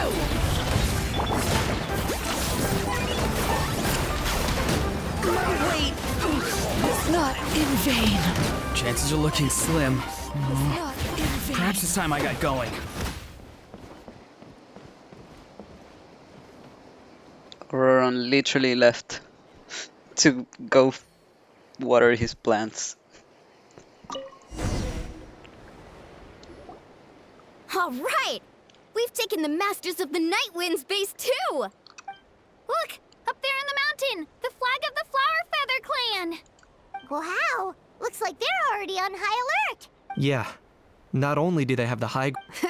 Looks like I showed up right on cue, huh? Finally. Yay! You're here too, Shilonen! They did mention reinforcements, but this is a formidable ally indeed. Let's save this small talk for when the flag's in the bag. Now that backup's arrived. I'll lead a frontal assault to draw their fire. The rest of you find another route up and strike directly at the heart of their base. I can taste our victory already!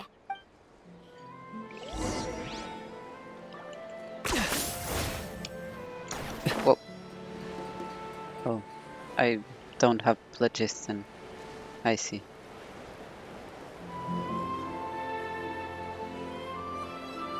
I don't think I can reach that from here. That's where Shilonen's headed. Let's find another way. Huh? Okay, let's stop around here. We can use grappling hooks to climb up to the top.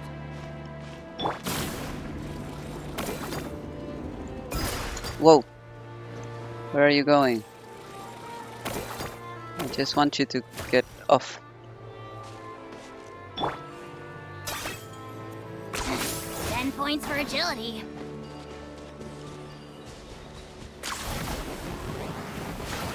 Is this really necessary?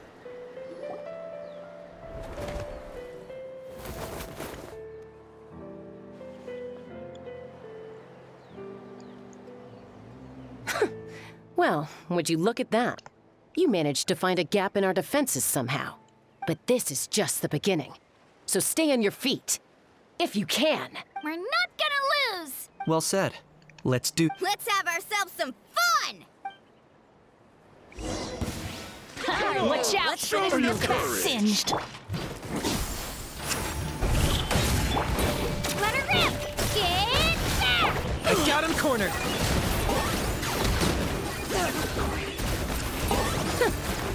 Still got plenty of bullets left with your names on them. For your king! Submit your souls in sacrifice! Speechless. Forever hold your peace. Target acquired. All right. How about we call it a day?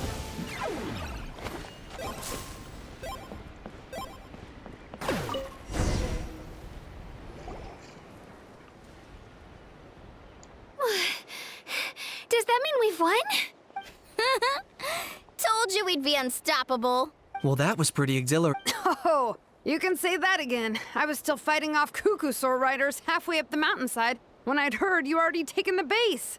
That was well played. Thanks for covering us. We wouldn't have taken the base the way we did otherwise. Yeah, the going would have been way tougher if we had fought our way up. How about the sacred flame crystals? Did anyone manage to get their hands on some? I found a few shards, but they were only about as big as grain fruit chips.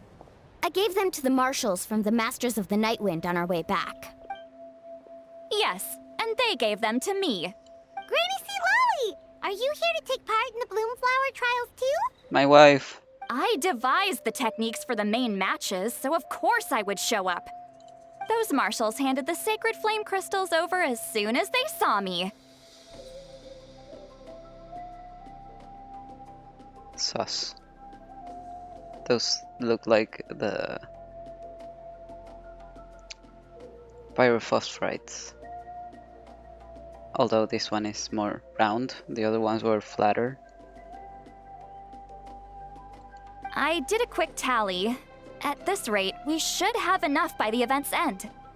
That's awesome! Even Citlali didn't notice anything strange about the sacred flame crystals. Am I just overthinking this? Well, since everything's gone so smoothly, why don't we hit the hot springs tonight? Oh, I am all for it. There's nothing like letting our hair down after a hard day's work. Ooh, and good food and drink wouldn't go down badly either. How about we head over there together? You can all hitch a ride on Turbo Twirly. Ugh, sorry, but I need to head back to the workshop to finish up some forging commissions first. Let's meet at the People of the Springs later this evening. I need to help at the shop anyway, so I'll pick up some snacks there. See you all tonight! I might be a bit late. If you're all there earlier, feel free to start without me. Great! Hi! Uh-huh. Sure. In that case, I guess I'll be off too. See you tonight!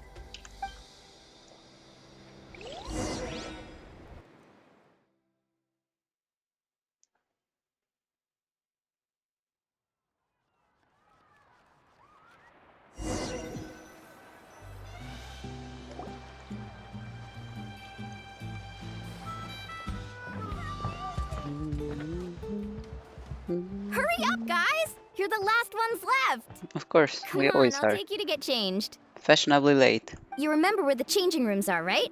I'm pretty sure I showed you last time. Are we getting some more shirtless ether? Time sure flies. Oh, sorry. Let's save the reminiscing for later. Let's go!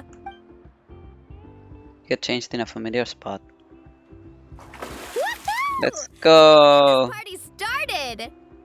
Why are the three of them outside of the hot springs? This is the life. Hear this, hot spring. I hereby bestow upon you the name of the Almighty Dragon Lord. I just noticed he has a glass of wine. That's so funny. All the fatigue just floats away. If only we could do this every day. Aren't you gonna join us, Shilonen? I'm not a huge fan of being in the water. This right here is more my kind of spot. I mean, for Shilonen, I get it. And actually, Kachina shouldn't want to be in the water either.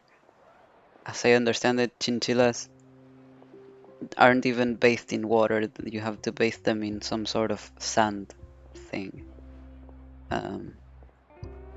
I think water's really bad for them. Kinichi's the only one. I don't understand why he's not here. And I guess I will never know because I will skip his dialogue. And last but not least...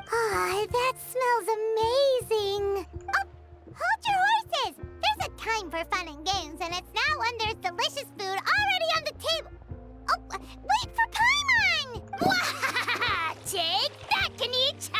Bow before my greatness! Did he take off his bandana? He did. This is the first time we're seeing his eyebrows. That's crazy. He looks so different. Hey! He looks more like Cunning now. You're splashing water everywhere!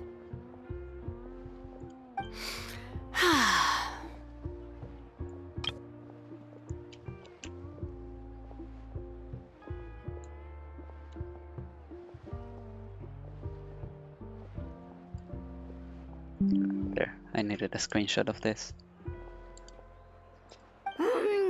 This is so tasty. Traveler, you gotta try it. Kachina! Tevat to Kachina! I made Sora's crackers. Come have some.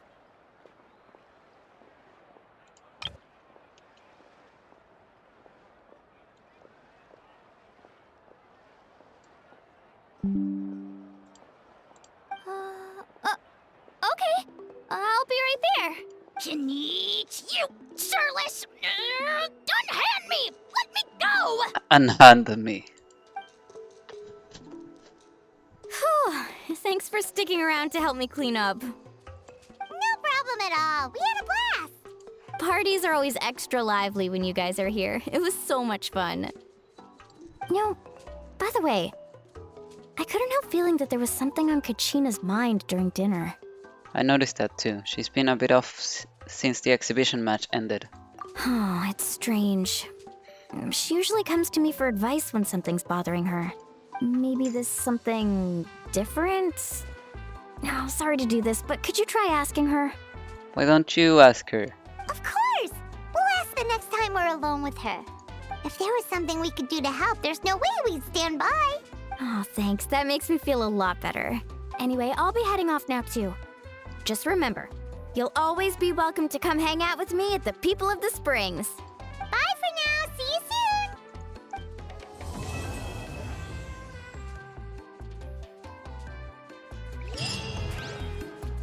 Oh, that's over for today. Okay. I was so ready to keep going. Okay.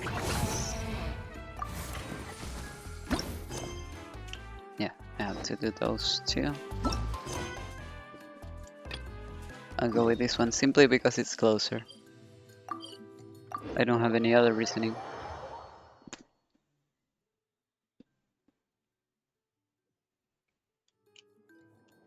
Are you running away?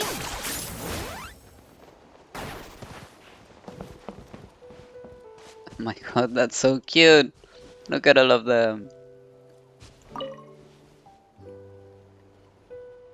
Hello, welcome to the Saurian Expedition Supply Station. Wow, there are many little Saurians here. Are you all going out to look for ocean zephyrs? Time and tide wait for no man. The ocean zephyr picking squad's already left. Though these youngins want to help, no matter how hard Mr. Ifa and Mr. Kakuku try to teach them. Mr. Kakuku. They don't quite get what an ocean zephyr is. To honor their enthusiasm, Mr. Ifa let them join the expedition, although what counts as an expedition was left up to them. Whether it's yummy grain fruit or shiny trinkets, they can collect whatever they want. All that matters is that they get back safely. Paimon gets it. Well, they sure look happy. Stay safe, little ones. The outside world's full of bad guys. We're here to guide the little Saurians along on their expedition. If you're interested, you can come check it out. Of course I'm interested. You must switch the indicated direction in various intersections to plan a route, thus leading the Saurian whelps onward to accomplish the stage's treasure hunt objectives. You can move the camera to explore areas off to the side, select the reset view button to return to the center so you can keep following the little Saurian. Different Saurian whelps have favorable terrain unique to them. Traversing favorable terrain will increase their movement speed, while traversing unfavorable terrain will decrease their movement speed. Switch Saurians out where necessary. Press the sprint button to allow the Saurian whelp to briefly perform an accelerated sprint that ignores unfavorable terrain. Saurian whelp will also execute an accelerated sprint if you switch to it while on its favorable terrain. Okay. I'm not the friend to come to for words of comfort or encouragement.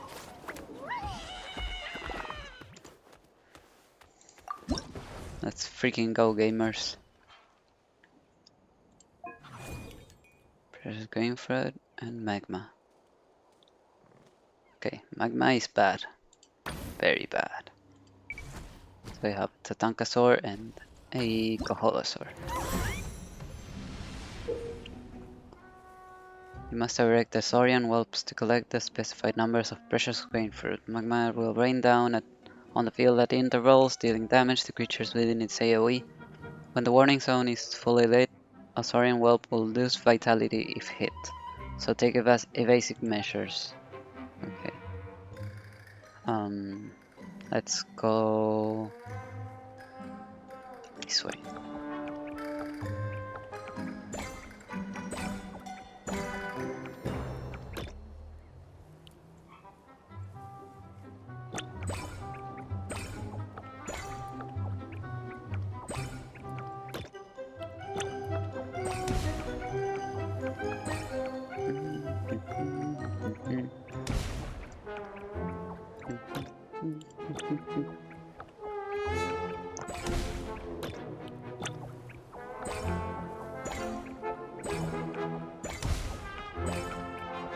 Oh, this is correct. Keep going. Keep going. Oh. I think it's too late.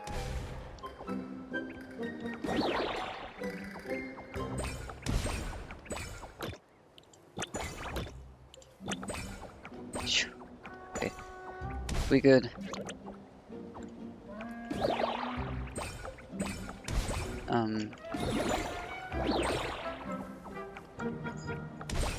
No, stop.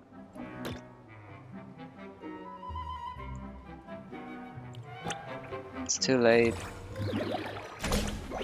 Oh god.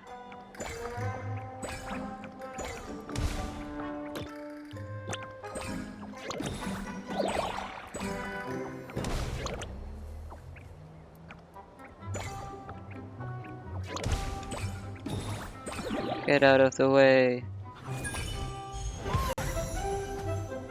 Chill. Okay, next. How loves be. Is there another one today, or was it just the first one? Oh, there is another one. Okay, let's go. Antagonist. That was interesting. Oh my god, y'all are so noisy. Okay. So I have to go for the treasure chest, fade the hilichurls, and I can hide from them.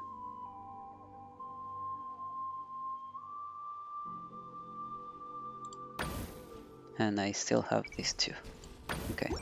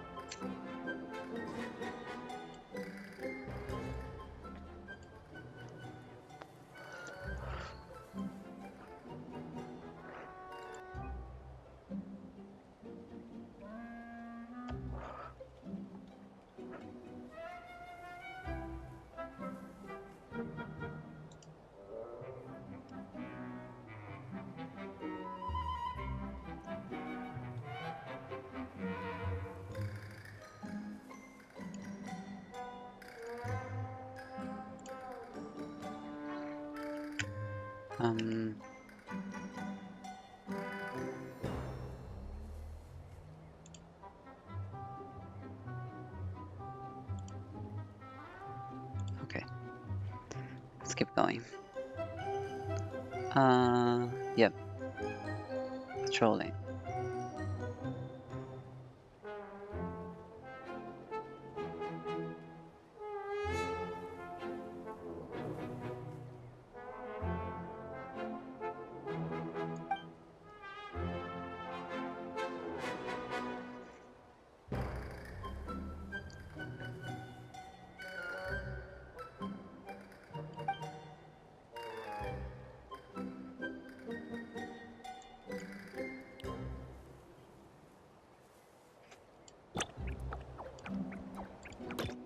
No, I wanted you to go up.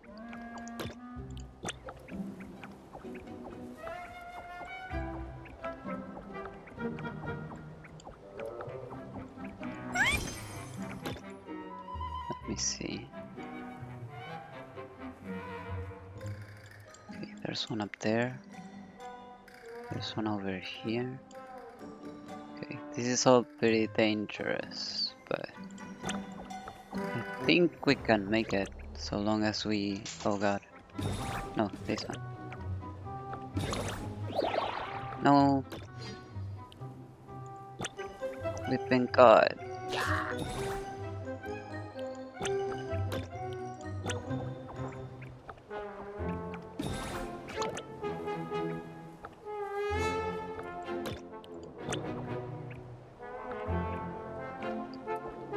So long as we stay behind him, all will be well.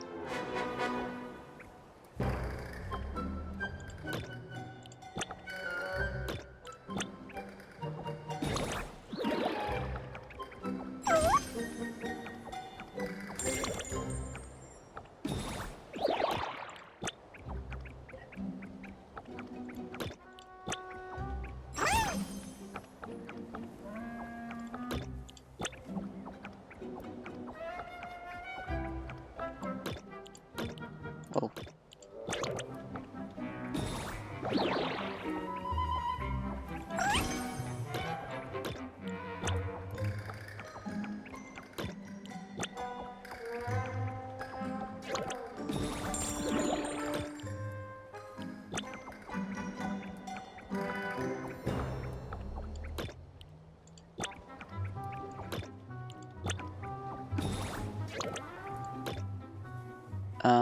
Why did you stop moving, brother?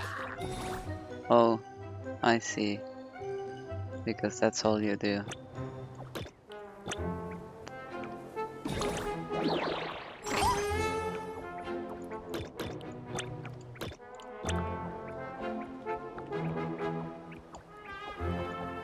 No, no.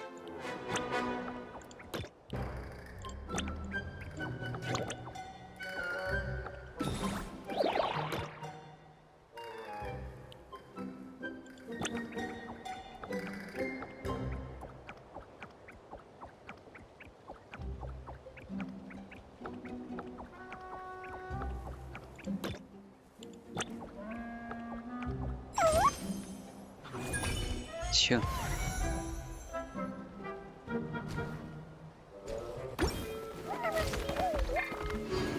Okay, shoot. That was interesting. It was fun.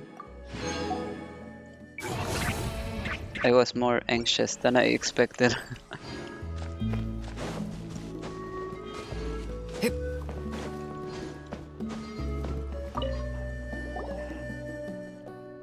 Traveler and Paimon, we meet at last.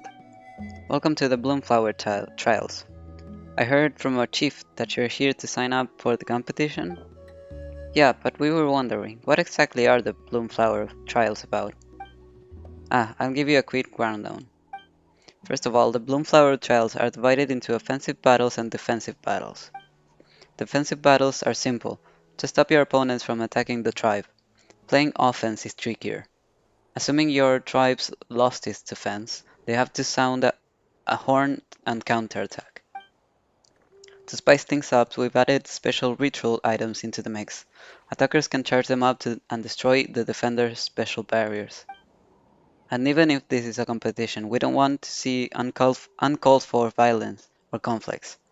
Anything broken should be fixed, and if you see monsters, please clear them out. Whoa, Paimon's head is spinning. Traveler, did you catch all that? More or less. Don't sweat it. If you got questions, come find me. The competition isn't that complicated. I'm sure you'll get the hang of it in no time if you participate.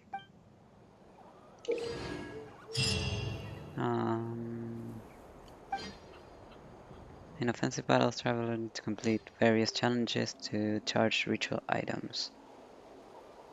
Destroy the enemy camp's barrier, thereby achieving victory. The martial art. Trail. Defensive battles. Mm-hmm. So is this I'm not the friend to come to for words of... basically Theater Mechanicus with more steps? Is that what you're saying? This is a really cool tent, by the way. I don't think I've seen this model before.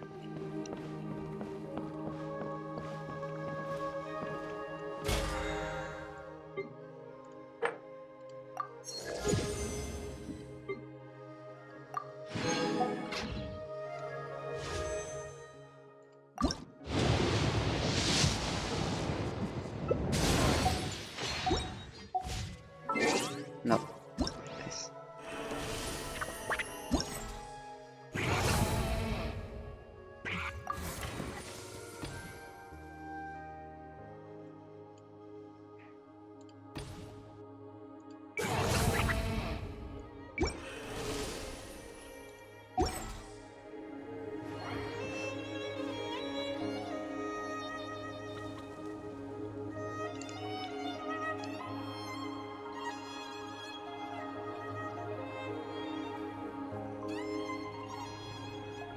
Oh, not that.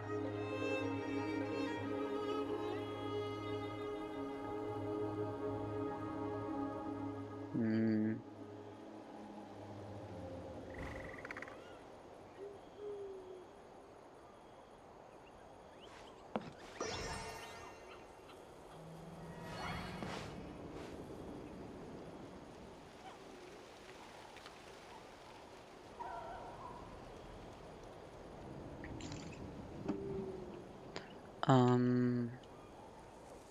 This sounds like Theater Mechanicus, and I fucking hate that. But I'm gonna try it before I make a final decision.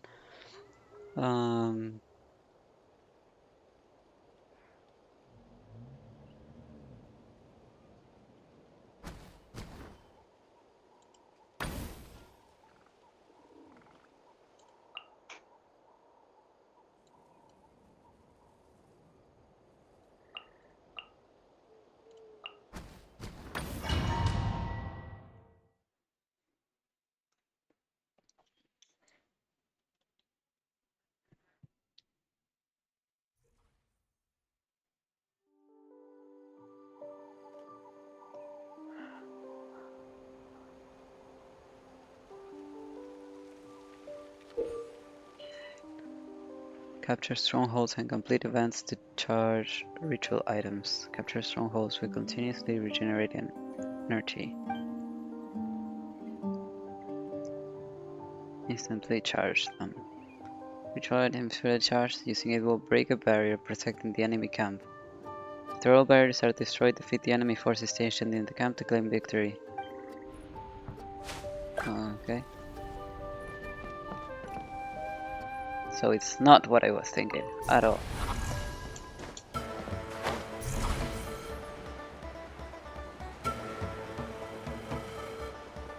Within 6 minutes.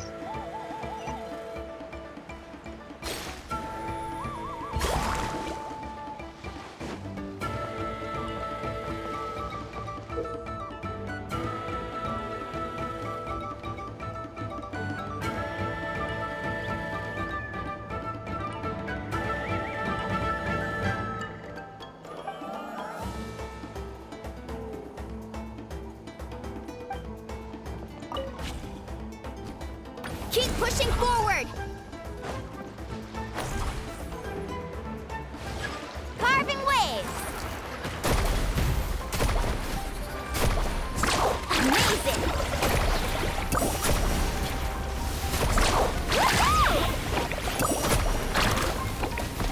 Catching at the flame!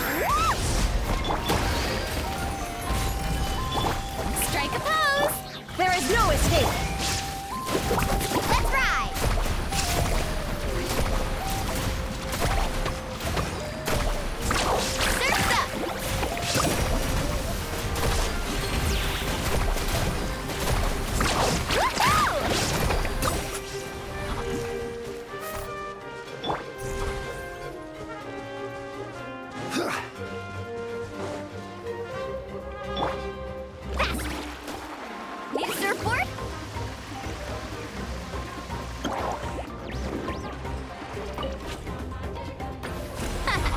This place is ours now!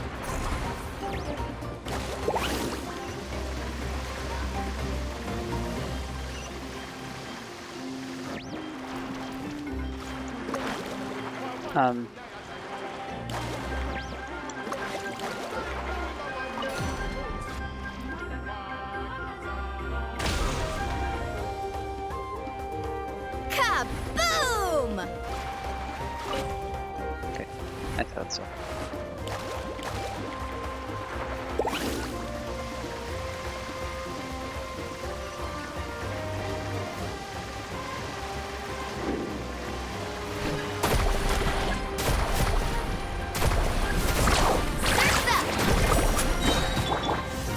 Solidify! I will have order.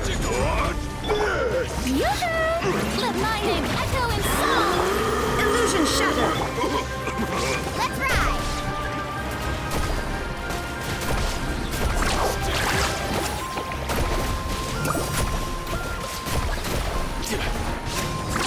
Amazing! Check this out! Best of luck! Come on! Gather! Show me your courage! Shower me with grace yourself! Shine down!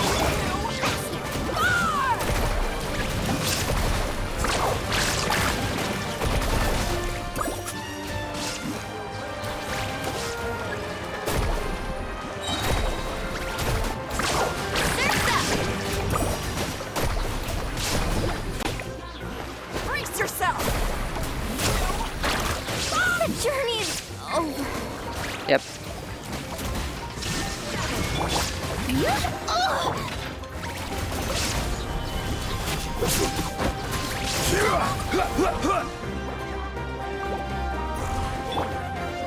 Let's ride!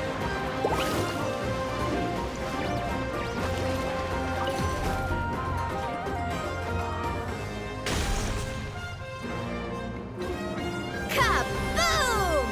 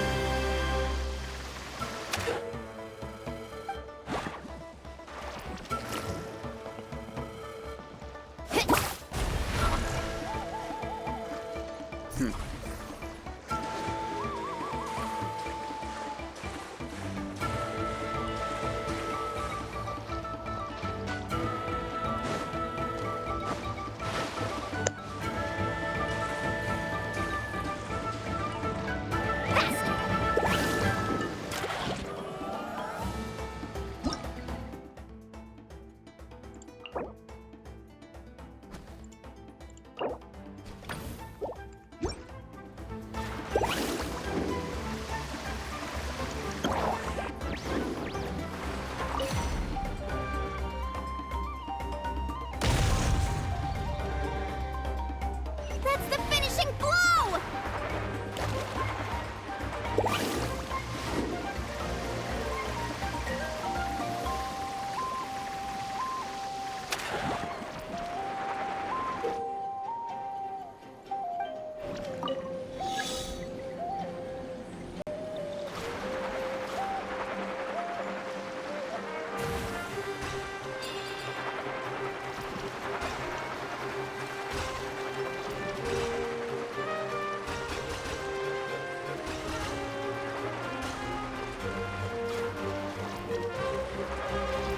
Okay, fuck this.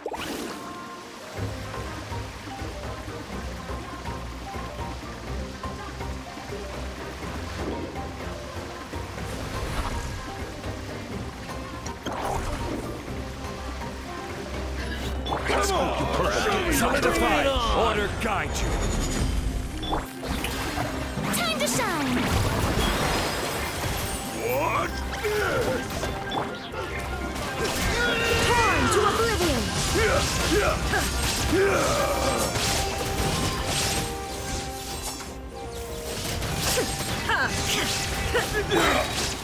Need a surfboard?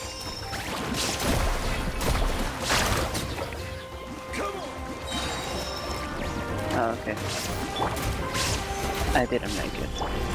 Strike a pose! Inazuma shines eternal!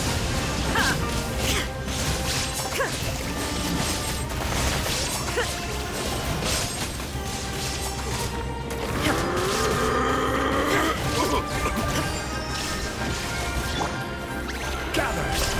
This is order. Yoo-hoo! Let's shred, Stripey! Let's ride!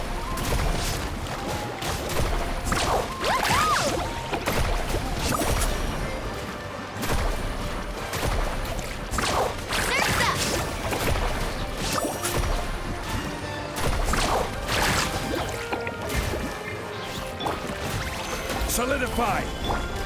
Shower me with...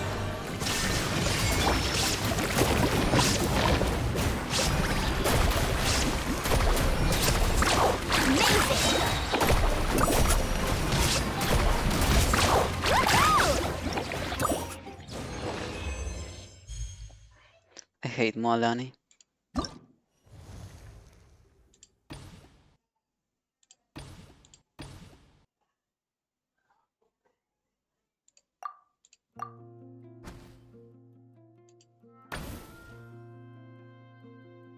Okay, Foressa. Yeah, I know she usually goes with Yansan, but she's not leveled yet, so I fear she won't be much help. So I'm thinking Xiao. I mean, not putting Xiao, I mean, who do I usually pair with Xiao? Well, I usually put Bennett, but it's because he doesn't move around a lot when he's plunging. Foressa.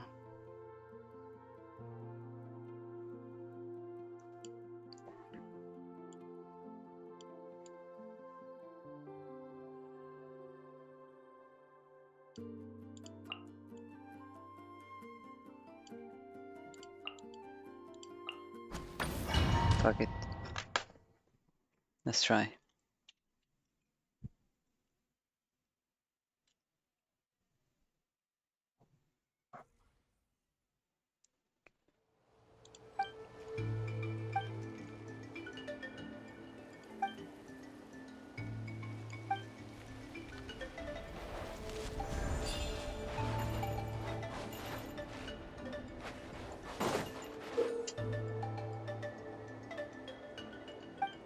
Nice.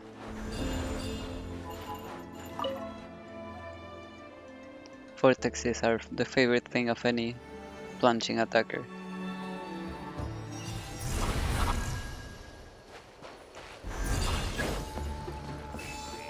Time to roll! You wanna stand down! Hero incoming! Our base is in danger! Yeah, you can tell.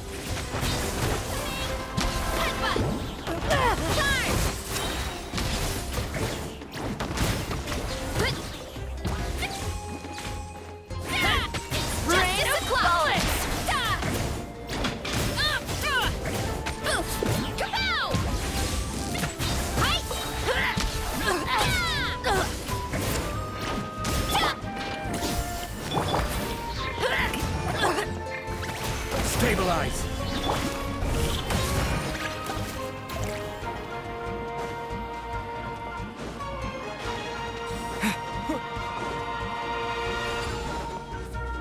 You'll have to get past me first.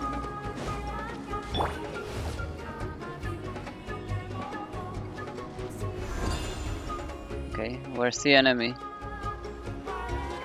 We should hurry back. What? Back where? Oh! Oh, they're over there.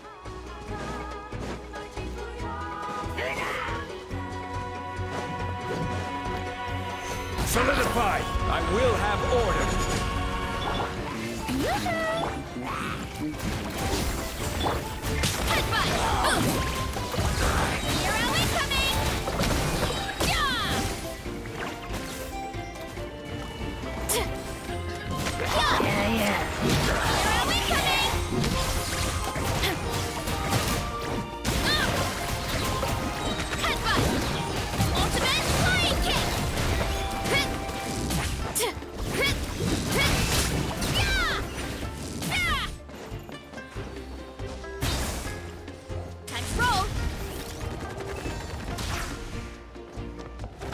We need to be careful here.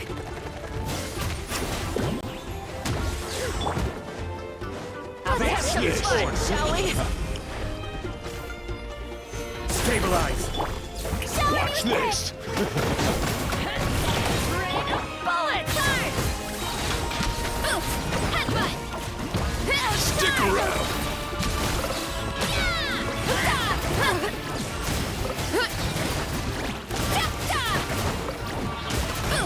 Heads up!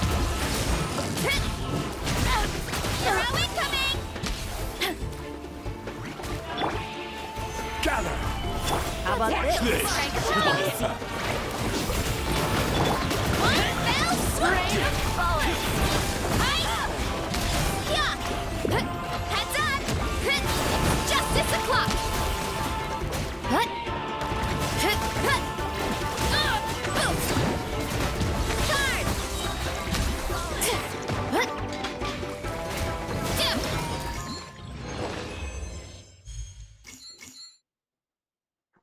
What? And I'm supposed to do 10? That's crazy.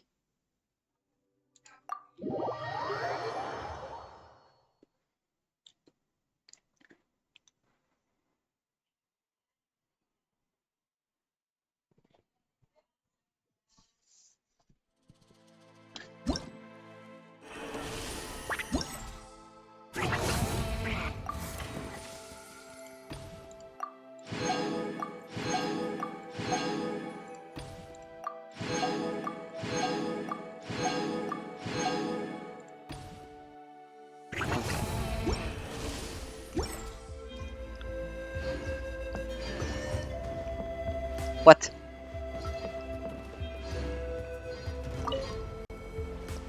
War rages through Natlan. Which of the 6 tribes will prevail? As long as I can just get this article written out, the headlines for next week. Even the week after, they'll be in the back. All that time, all that effort, coming all the way from Fontaine. It'll all be worth it. I only brought a single camera, but that should be enough. Let me think, I still need to go interview some other contestants. Oh yeah, they're even saying the Pyrarchon herself will be appearing, aren't they? If I can get a picture of her. Haha, won't that be a massive scoop?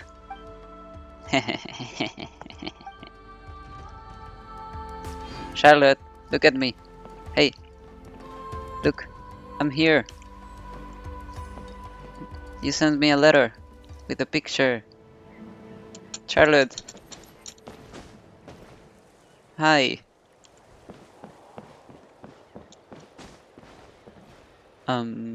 Okay.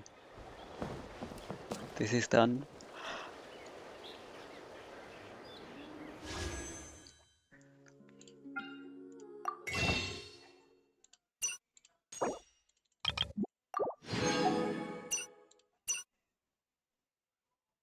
Ugh, I won't get to buy the Crown of Insight this month.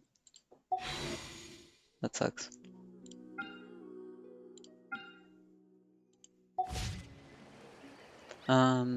Okay, so let me change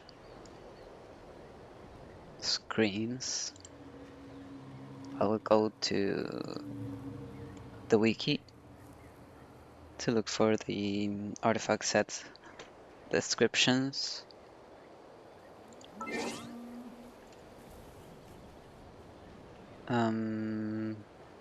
What are they called actually?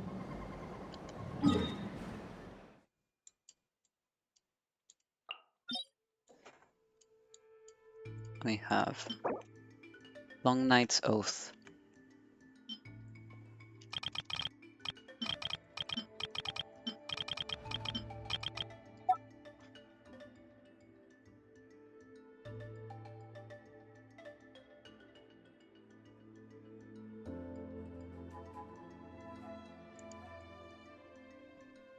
Okay.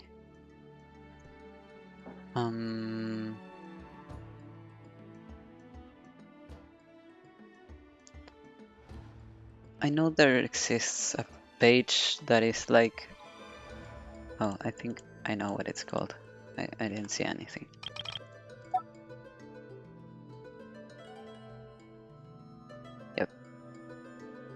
Perfect. Oh. But they don't have it yet.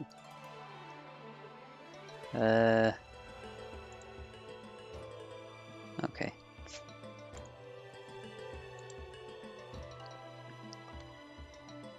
You know what? Just to be sure and to be safe, I'm gonna take a screenshot and read from the screenshot instead.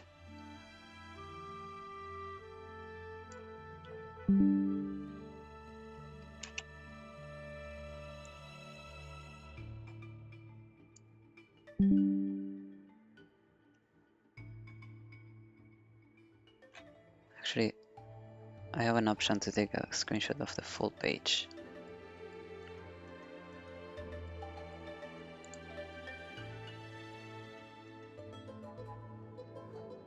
Yep. That's good. Nice. Save this. The screenshots. And then the other one is called Finale of the Deep. Right.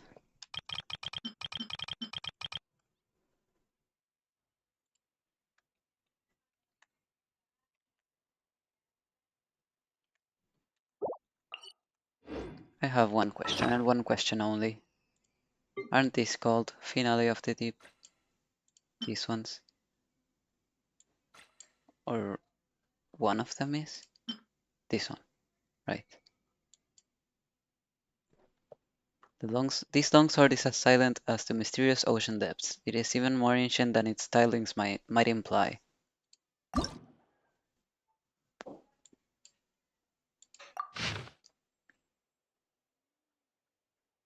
A musician. Rimas.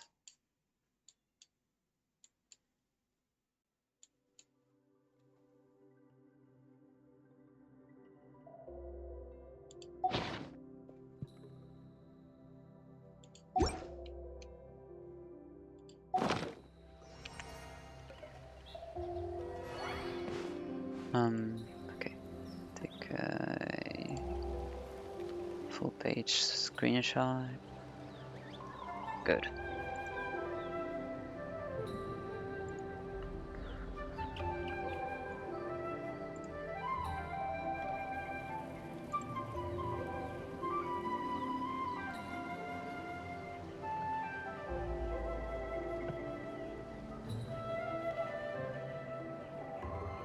Huh.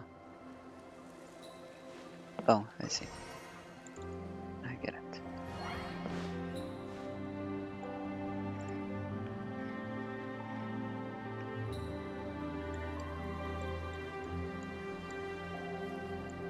Ugh. Okay, there is one small issue, but it's not very hard to fix. I mean, I can just look it over elsewhere. And now I will put this to record this. Perfect.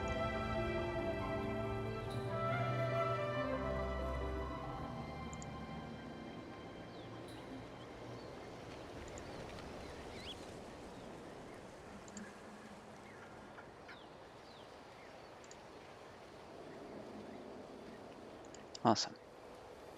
Okay. Actually,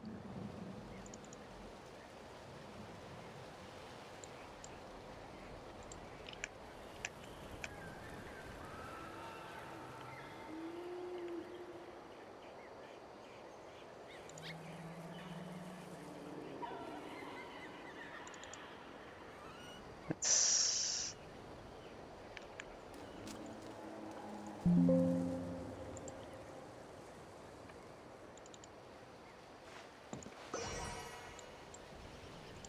going to leave Genshin for now because I need to go to the bathroom again. So when I'm back, we're gonna read those.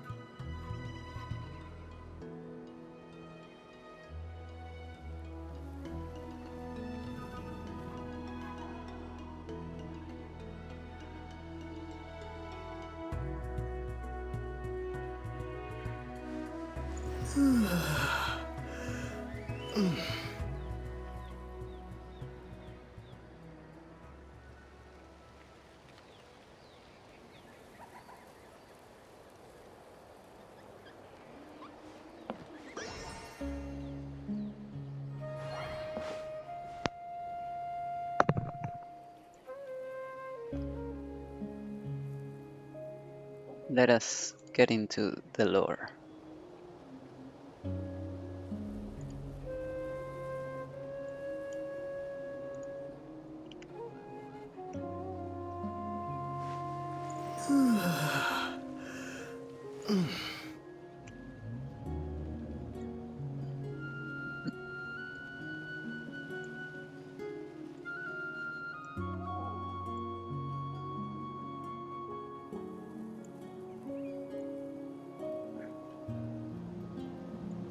Okay, I think this is good enough.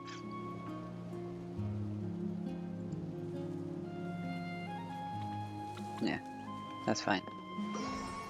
Lightkeeper's Pledge. A metal flower that was worn by the Ratniki. It symbolizes the oath of eternal vigilance taken by its original owner. Okay.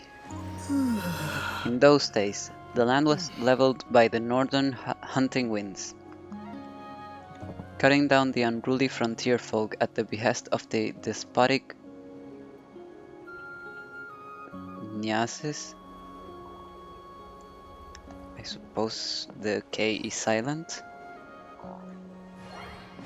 And in a bid to seize the power left behind by the heavenly moons, a mad monk who spoke in strange tongues presented a treacherous plot to the Tsar of all Fae.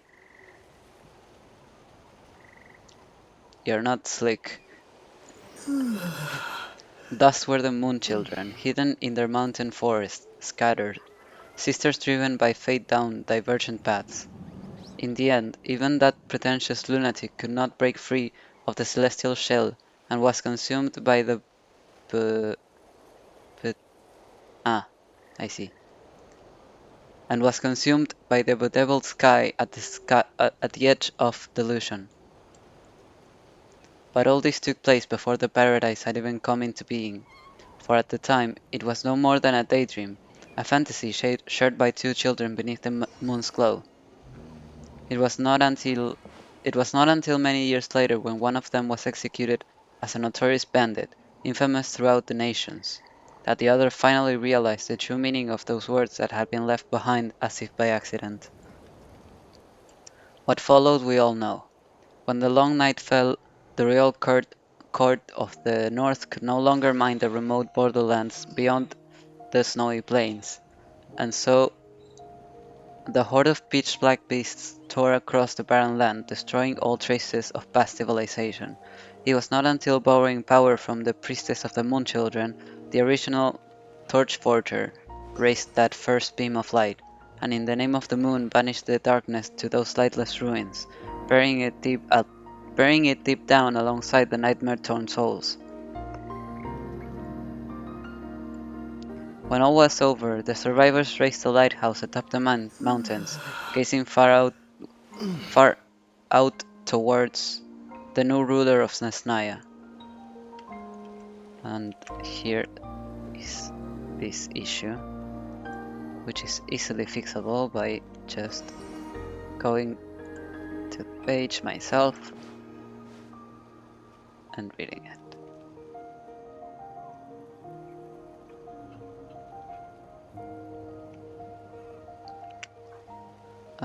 The survivors raised a lighthouse atop the mountains, gazing far out towards the new ruler of Snezhnaya. To preserve his dear friend's pure childlike dream, the Torchforger did not shy away from defending it before the Sarissa's court. And though he received the royal edict he sought, he also took upon himself an oath of vigilance and sacrifice, and thus began the history of the paradise known as Notcry. Whoa. We got there in the end.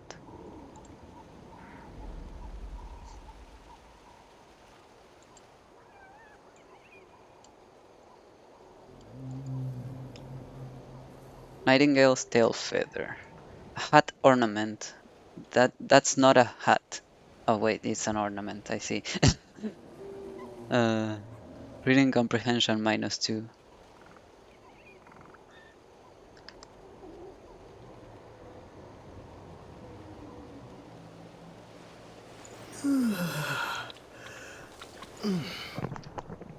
Okay. A heart ornament intricately crafted from the feathers of a nightingale. They say that its form was first conceived by the original Torchforger. Legends told of a nightingale carrying an ember in its beak that flew only on moonless nights. A speck of fire that would streak across the firmament like a shooting star, a light in dark times. This sounds like the Traveler. Reading this was like all my mind could conceptualize was the Traveler. Upon the ancient ruins of a castle, a vestige of an age of pioneers, stood the high tower of the Light Keepers, standing guard through that long night. Centuries had passed since their ancestors had stood before the Tsaritsa, swearing an oath of eternal fidelity.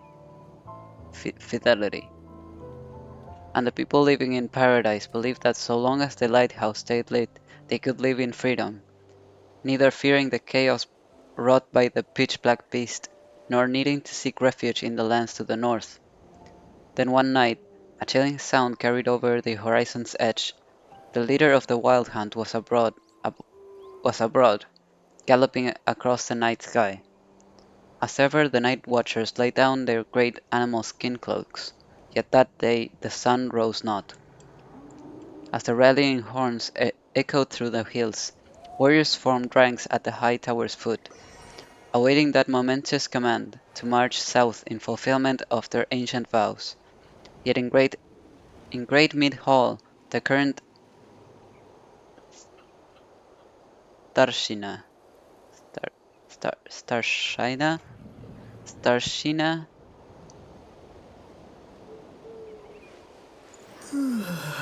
is, I don't know the origin of this word. I'm so sorry. I'm so sorry. Yet in the great mid hall the current Starshina sat in silence, for already a mighty host bright as midsummer's day had reached the city gates to the north. Warriors of the Pale Star, why do you choose this moment to knock at Pyramida's gates? Even you have no right to revoke the sacred powers bestowed upon us by Her Majesty the Tsaritsa. Though they claimed to be reinforcements, these uninvited guests had ulterior motives, as the Starshina knew full well. But to yield at this juncture would spell the end of the autonomy they had upheld for centuries past. From beneath the lead officer's mask came a voice, low and cold, and in its wake a mocking laugh from parts unknown. Oh, I wanted to go down. That is where the dark calamity began. Remember, Snezhnaya cannot bear the weight of your defeat. Warriors of the Nightingale, fight with all your might. Yet, should none of you return, then we will take care of the aftermath. I'm not understanding anything so far. Undying One's morning bell.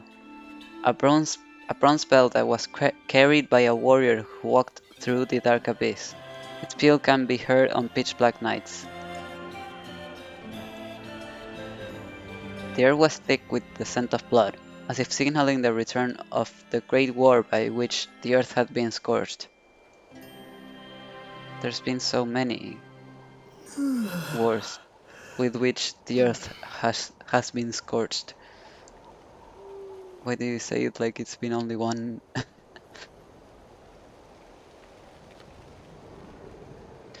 With a great mournful wail, that army of spirits flew across the pitch blackness of the night sky. According to the folk tales spread through the countryside, they were said to be a demonic host from another world seeking a harvest of souls. Others believed them to be the lingering phantoms of that ancient nightmare. This was the calamity that the people of the borderlands referred to as the Wild Hunt.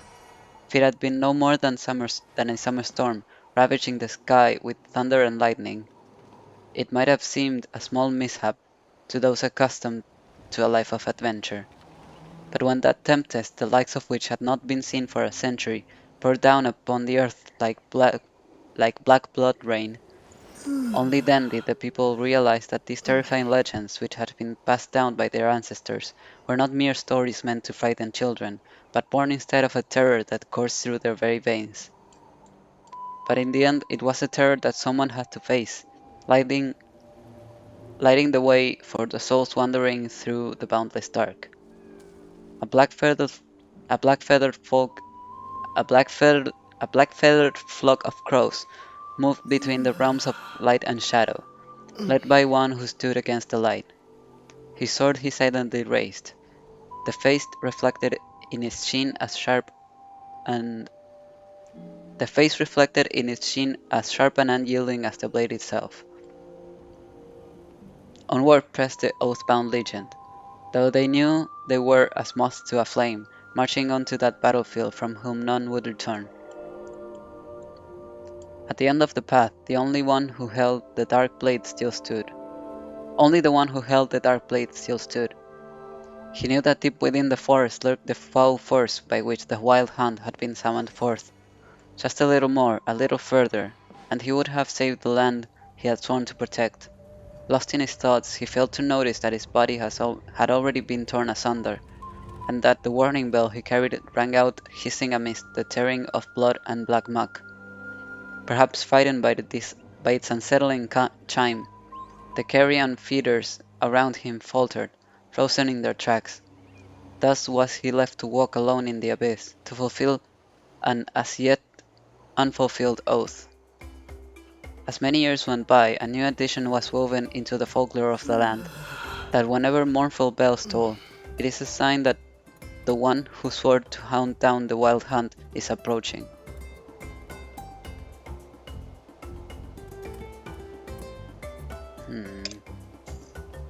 Is this the fowl?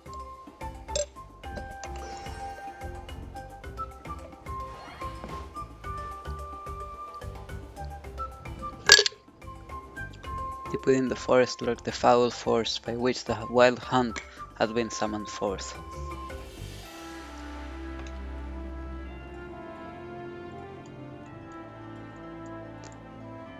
A horn unwinded. A horn unwinded. A horn that was once used to summon those who had sworn oath. It has long since lost its purpose. When the horns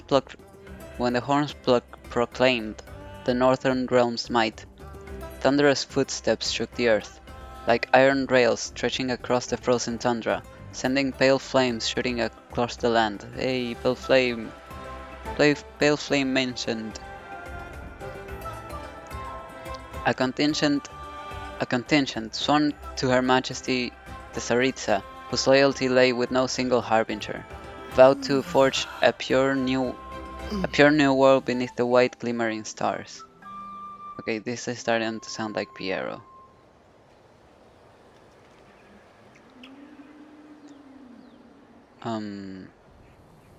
Even those dwelling in the borderlands, autonomy being bestowed upon them, remained children of the motherland, for in her boundless love, the Tsaritsa abandoned none who chose to follow. Since his earliest year, the warrant officer who led this border squad had held this conviction firm, until he hovered before the very gates of hell and glimpsed those souls unloved by any. The request to strike had yet to be sanctioned, but he had already made up his mind.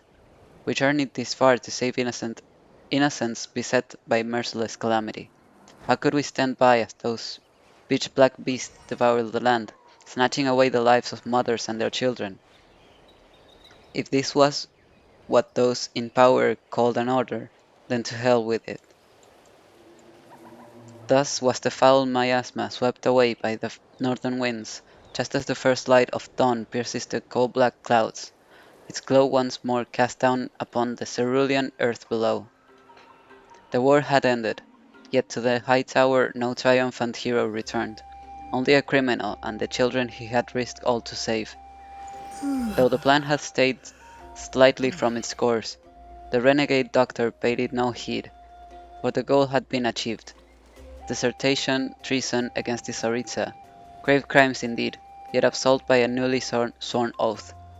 Upon a staircase built of bones, new warriors took up their watch, there to stand till the abyssal ties dried up. Okay, you lost me in the middle there.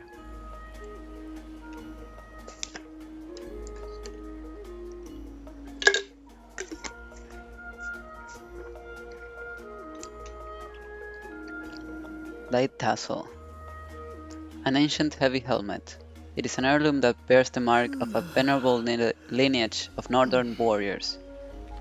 It is said that the first torch forger, we're back to this one again, this man or this person actually, we don't know. His illustrious heritage. Okay, so it is a man. It is said that the first torch forger hailed from the wintry city of the further north, the nightingale's emblem, a mark of his illustrious heritage. Originally engaged as spies, the family was elevated to the gentry by the Winter Tsar, and thus did these men of humble origin step into the royal palace, now mingling among the fey dignitaries of the court. When the nations found themselves swept up by that calamity, the frontier regions, once the locus of high hopes during the pioneering age, found themselves bereft of the god's protection. In Notcry's darkest hour, from the north came only a single rider clad in dark silver armor. As if knowing why he had come, the Maiden of the New Moon lit a beacon to dispel the darkness. As if knowing why he had come, the Maiden of the New Moon lit a beacon to dispel the darkness. Damn. On the eve of their departure for the Lempo Isles to the south, a grand banquet was held for the warriors in the Great Mead Hall. Of those present, the most striking was undoubtedly a certain young warrior, clad in a dark tasseled helmet, polearm clutched in hand. Among the Ratniki of the time, few are those who still wore such archaic, cumbersome armor, for it symbolized their bloodline as descendants of those warriors who first fought alongside the Torchforger to repel the Black Tide. Okay, now we're using that Black Tide in fucking Genshin. Despite having neither fief nor noble title, they continue to uphold the oaths of their ancestors, for they believe that somewhere out there the Lord of all Fae and erstwhile protector of all Snezhnaya watch over them still. Amidst the sludged solid tundra, now soaked too in the blood of heroes, the young warrior knelt among the bodies of his fallen comrades. Sacrifice had always been the Ratnik's fate and honor, but if he could save one more soul, rescue just one other, then all the better. And so, like his ancestors before him, he prayed to an old god that no one now called upon, as well as to the Nyases he had once held dominion over. Perhaps awakened by the sound of the horn, or drawn by the long-forgotten scent of bloodshed, or maybe just out of boredom. Somewhere out there, as if in answer to his pleas, a long-dormant phantom stirred from slumber. That ghostly blue wildfire of which ancient legends spoke would burn brightly anew on fresh fields of battle.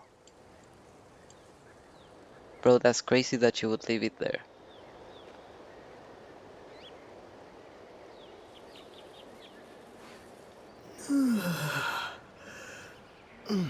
Damn.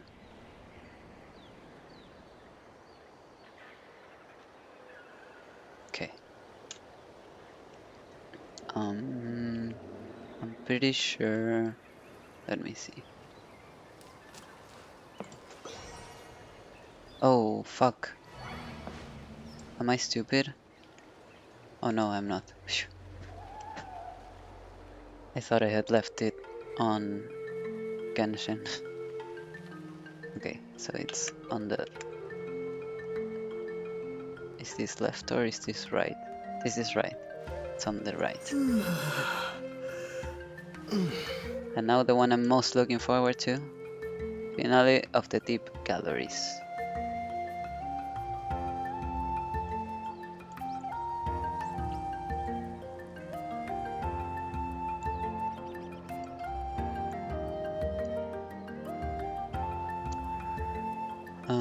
Deep Galleries Echoing Song. An icy flower fashioned from Northland jade. Over the course of its long life, its petals have crumbled to dust. Following her master's guidance, the girl ventured northward, traversing the freezing wastelands and the corridor of fractured mirrors at the edge of the frozen sea. After slaying countless monsters that wandered the ruins, finally, before the withered husk of a silver tree, she caught a glimpse of treasure concealed beneath drifting snow. That was when the silver moonlight had yet to be shattered in the fires of war, when the divine prophecies of the heavens still extended over the land. The youth who had ventured deep into the earth's bowels met the first angel, inquiring about the most forbidden origins of the world.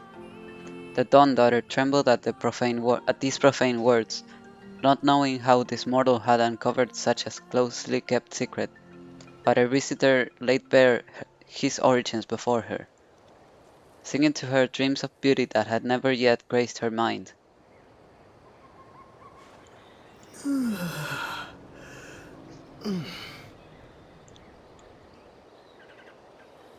Weren't we talking about a girl? What do you mean, laid bare his origins before her?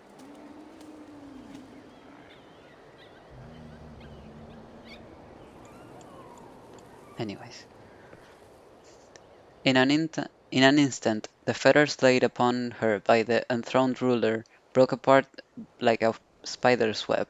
For the first time, she discovered what it meant to serve herself, and to the one she loved, she poured out the matter of creation, the most forbidden of unspeakable secrets.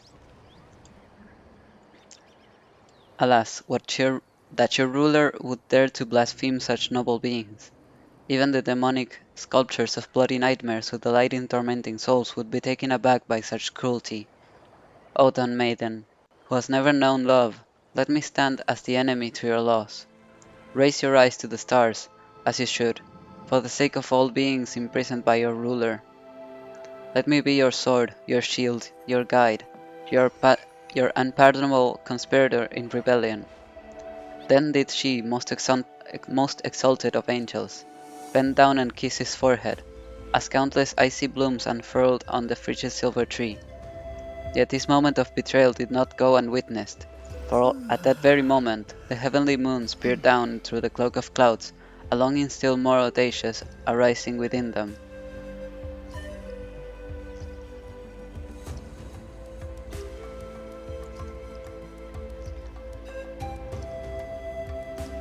Okay, so this has to be the... What did they call them? The Outlander?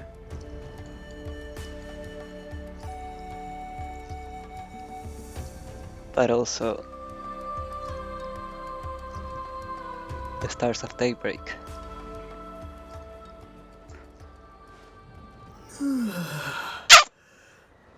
Mummy, stop it. Good boy. Deep calories, distant pact. A feathered accessory fashioned from Northland jade that shimmers with an otherworldly glow. Following her master's guidance, the girl ventured northward, traversing the freezing wastelands and the corridor of fractured mirrors at the edge of the frozen sea. So slaying countless monsters that wandered the ruins, finally, among the abyssal remnants, she caught a glimpse of treasure concealed beneath drifting snow. Yet she was not the first outsider to set foot here, for long before the scions of the far north had woven their sweet dream of submergence, a voyager whose sentient will traversed the cosmos once made a vow of reunion with a lord of dragons who had yet to fall into darkness. This passerby was a scribe drifting through the vast void, duty-bound never to commune with primordial civilizations. As her undying body slumbered away within a distant celestial disk construct, her mind had drifted through an empty expanse spanning many light years, charting countless peoples and civilizations fated to perish, pondering the ultimate truths of the cosmos in that eternal darkness.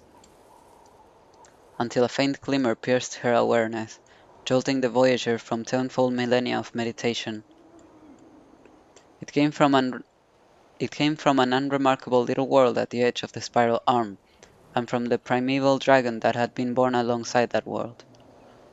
Though death would one day bring an endless night, and the sun it gazed upon was but a fleeting ember, this will, bound though it was to its planetary crust, shone more brilliantly than all the civilizations the voyager had ever seen.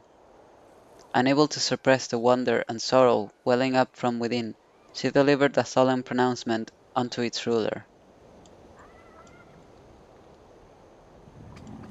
I have seen the lightless end, tearing through star clusters like a spindle among silken threads.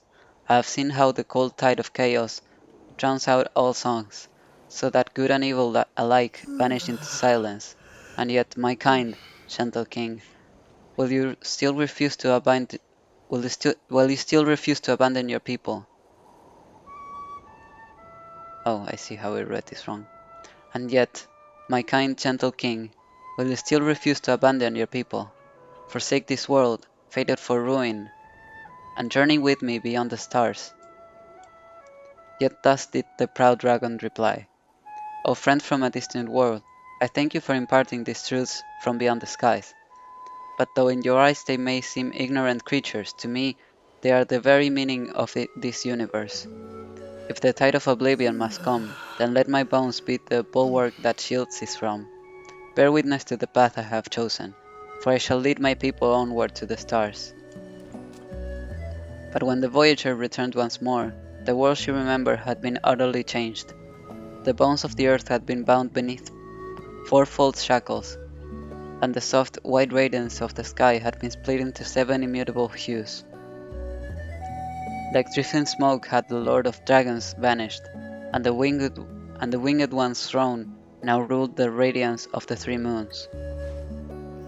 Bewildered by the dragon's unannounced departure, yet unwilling to disturb the world's new ruler, the voyager, defying the laws of her kin, quietly cast her mind into the world inside the shell.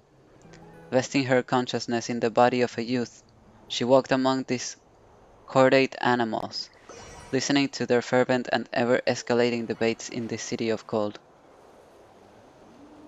This one is insane. Like, just this one. Just the deep gallery's distant pact. The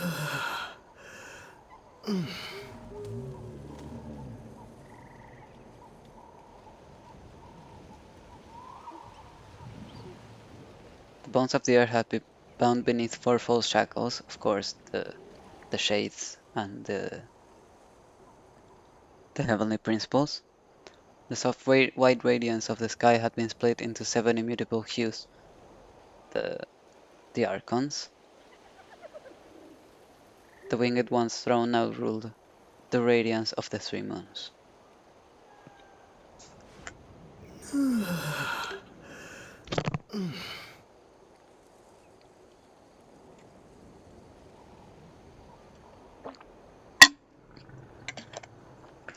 Deep Gallery's moment of oblivion. A pocket watch fashioned from Northland jade, its hands are forever frozen in the moment of its destruction. Following her master's guidance, the girl ventured northward, traversing the freezing wastelands and the corridor of fractured mirrors at the edge of the frozen sea. After slaying countless monsters that wandered the ruins, finally, before the golden tower, she caught a glimpse of treasure concealed beneath drifting snow.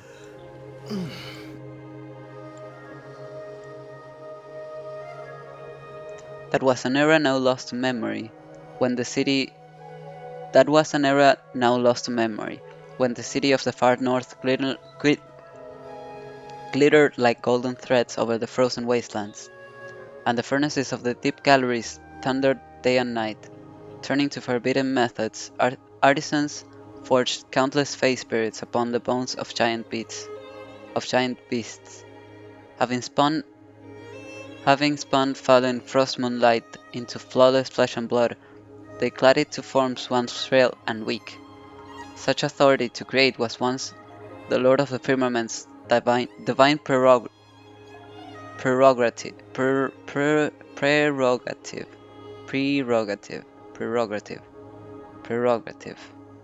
Okay.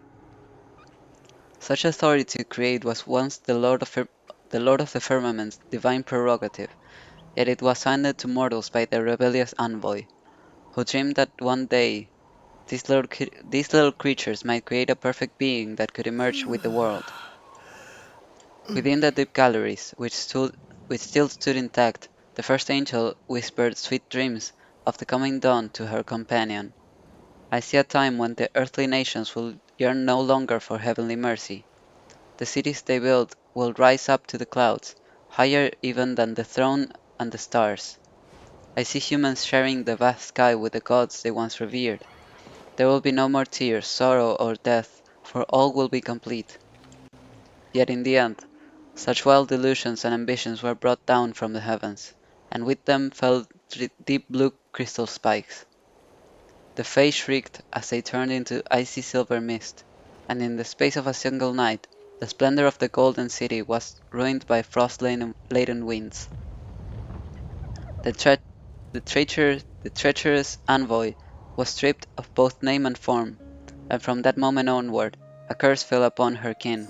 If they dared gaze into another's eyes, and to one alone offer the love that was meant for all, then not only would their divine beauty crumble into the wind, but their minds would fall to dust, until from the fallen ones remains a silly would rise, forever drifting in search of fading memories to consume.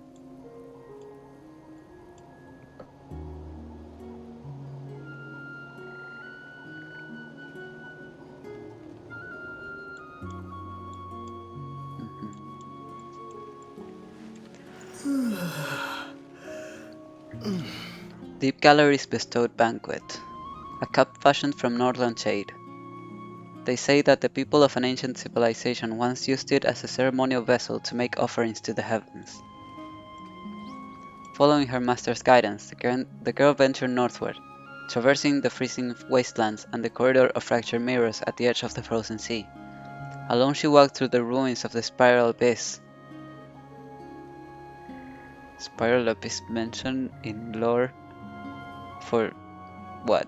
The first time? The second time? In 5 years? This is crazy.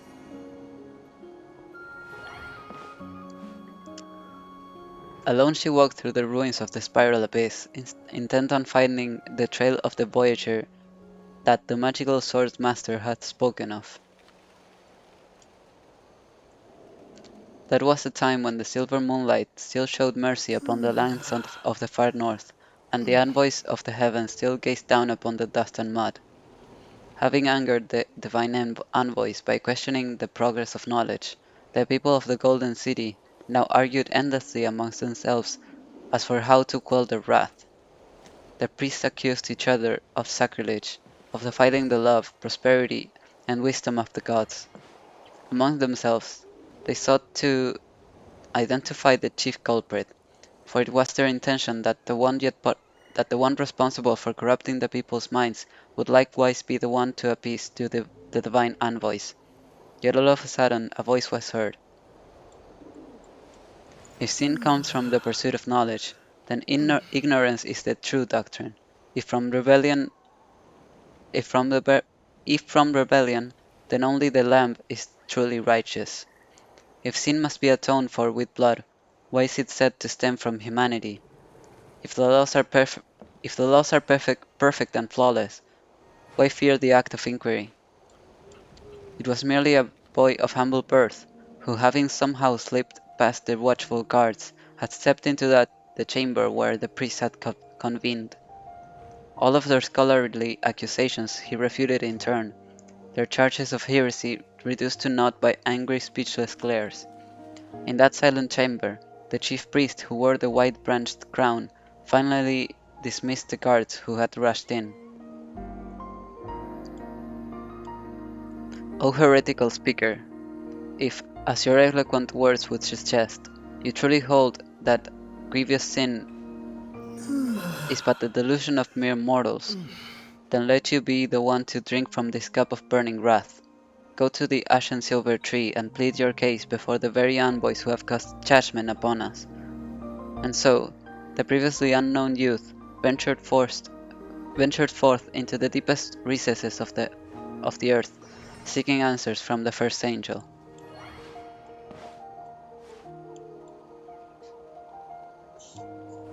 Deep Gallery's Lost Crown. A helmet steeped in obsession, just like the mind of its previous owner. Its chained ornamentation seems to come from an age more ancient still. Following her master's guidance, the girl ventured northward, traversing the freezing wastelands and the corridor of fractured mirrors at the edge of the frozen sea. After slaying countless monsters that wandered the ruins, finally, through a tattered veil, she caught a glimpse of a treasure concealed beneath the drifting snow. It was an age when the unknowing masses still bowed to the sky's decrees, when the dawn star's royal court still hung high above the clouds. Magnificent noble creations descended from the light itself, and the mortals unable to look upon their true visages called them angels. Their pale silver wings shimmered like moonlit flames. Their heads were adorned with crowns of sevenfold radiance, wrought of the bones of the earth, wrought of the bones of the earth and the stars of the sky. The name upon those crowns was a love promised unto all creatures by the heavenly God, or perhaps a mandate to rule over the nations of the earth.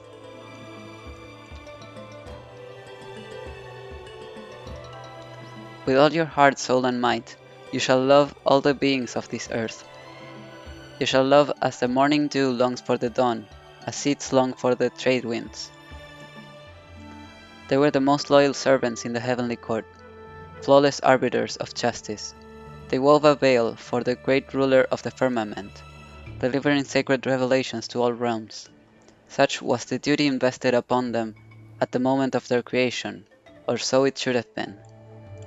Until the first angel met an unnamed youth beneath the silver tree in the far north, and in those star-like pupils.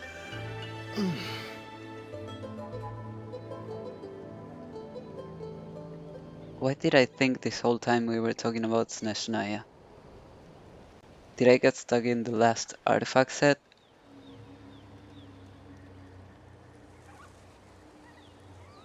This is all happening in Kandria.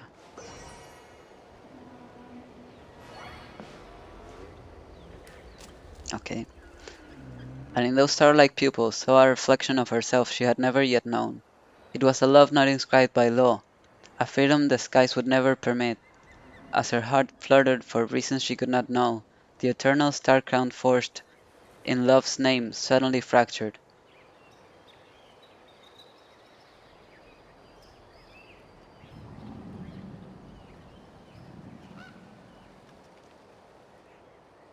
And casting it into the snow beneath the silver tree, the Dawn Maiden made her fateful vow.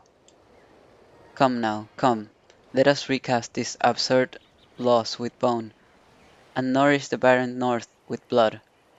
Let us build the city and the tower that soars up to the clouds, that the people of the earth need weep bitter tears no longer. I cast this useless crown into the dust, that all earthly nations may breathe free of their shackles.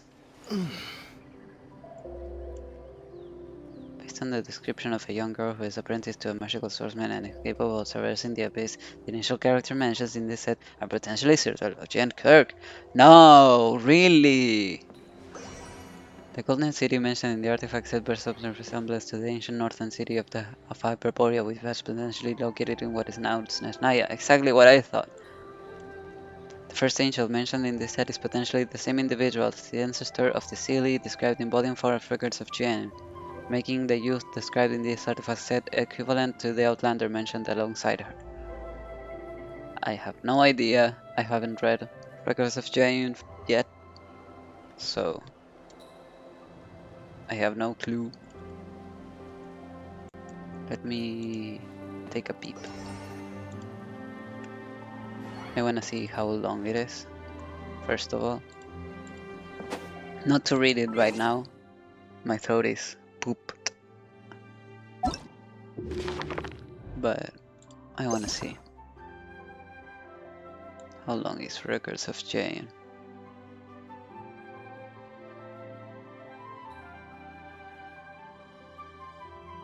I really wish we had an option to search up. Where the fuck is it?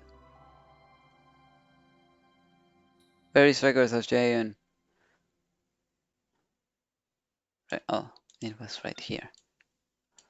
I think it's not as long as Heart's Desire.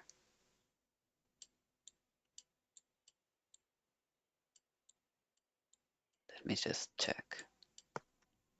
Okay, so looking at the scrolly wheel, yeah, it's not as long.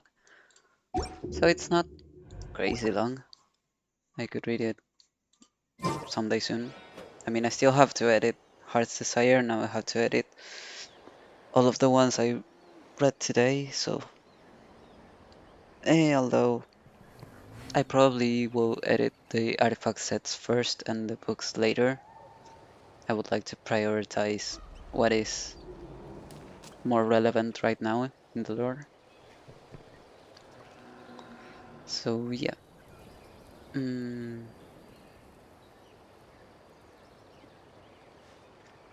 me a minute. I need to respond to some messages.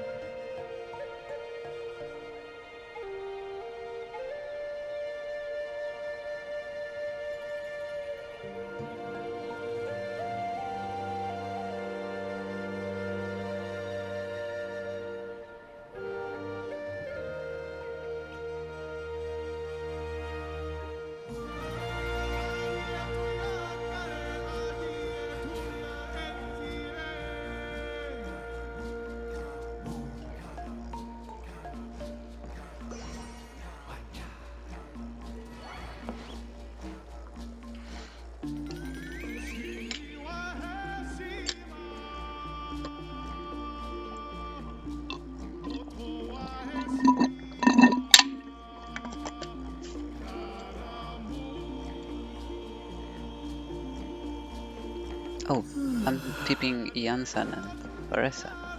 And Ifa. Oh my god. Look at that Yumkazor looking at him. Relax, bro, relax. It's just a scratch. This isn't a real battle, just a drill, yeah? Your buddy is A-okay, totally safe. You can jump right back in once you've recovered. Just kick back and chill for now, yeah? I'll get your buddy to swing by in a sec. Don't go too hard or your wound won't heal right. That's right.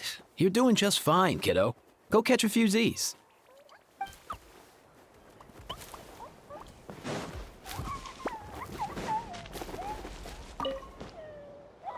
Ouch!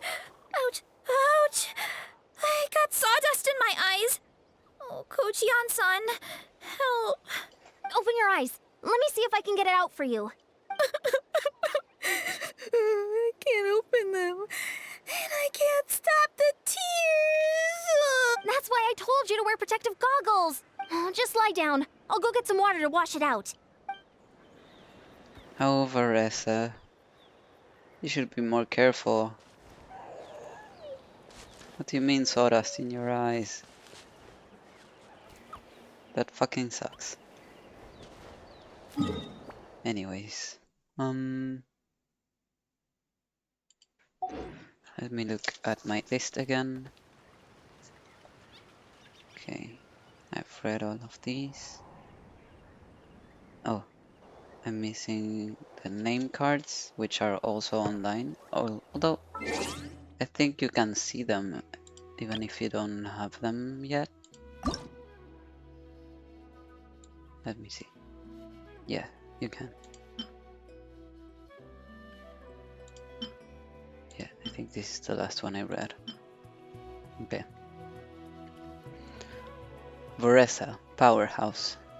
What could possibly be the secret to her immense strength? Do you think it's got something to do with her nigh-on insatiable appetite? Jansan, unyielding. If you really need to, and you push yourself hard enough, you can even train in your dreams.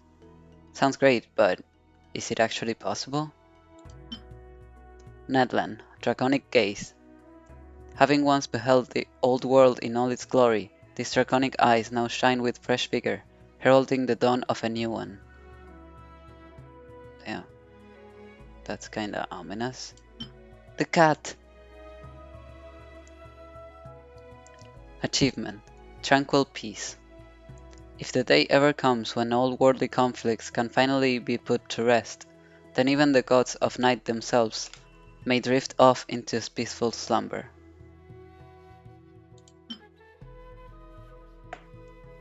Travel notes. Blooming glory. We learn to fight through play and pursuit, to stand firm through wounds and hardship, and with that strength, set forth for the very limits of the world. Cute.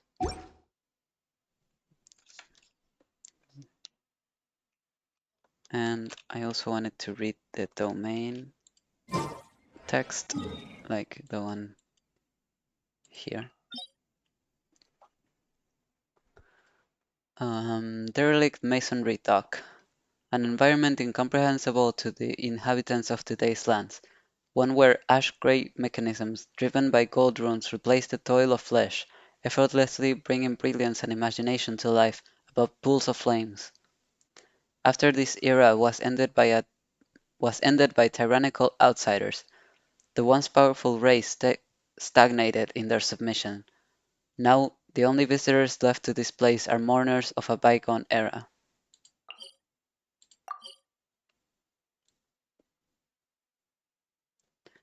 Ancient Sacred Mountain.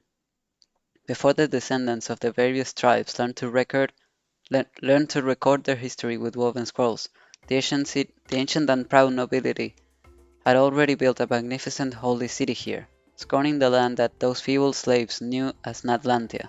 Oh, I already read this, yeah, I remember now. I wanna see if they added one for example, the chasm. Yep. The chasm, underground mines. As the saying goes, the layered cliffs cast elusive shadows to where treacherous roads lead, no one knows. To where treacherous road leads, no one knows. To where treacherous roads lead, no one knows. In the ancient texts of Liyue, this place is sometimes referred to as the U Valley. Even the brilliant radiance of the sun must sink into the deep shadows of musk. Although legends remain mere legends, one should always expect the unexpected when exploring this labyrinthine underground mineshaft. Then enkanomiya. Enkanomiya. Ancient legends tell of a towering palace as resplendent as daylight, plunged into the eternal night amidst the sky-shattering flames of war. Whether by divine providence or design, a flourishing civilization was built within the realm of shadows. However, the hands of time bury all things indiscriminately. Ambition and desire, joy and sorrow. They now slumber eternal beneath the waves wrapped in the sweet blanket of oblivion. I can speak.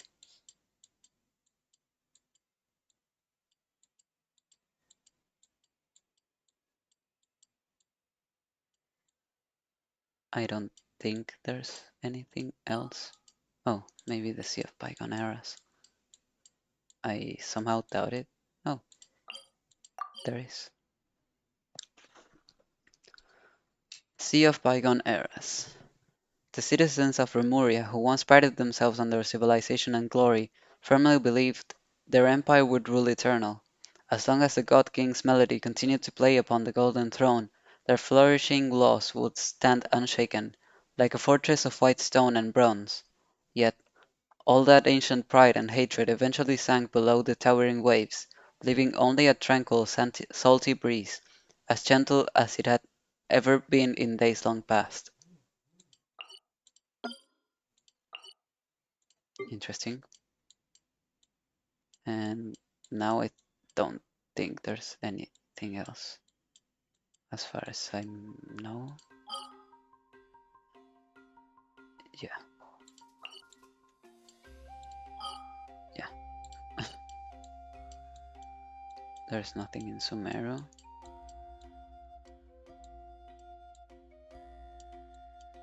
Though it would be kinda cool to get one here.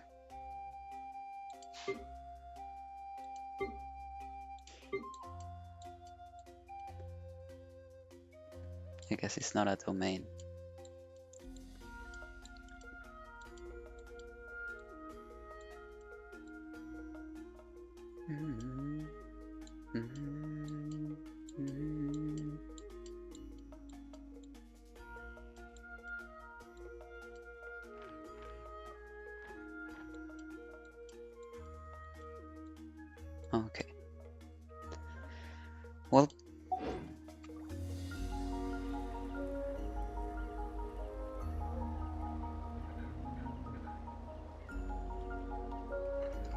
I've done everything I wanted to do.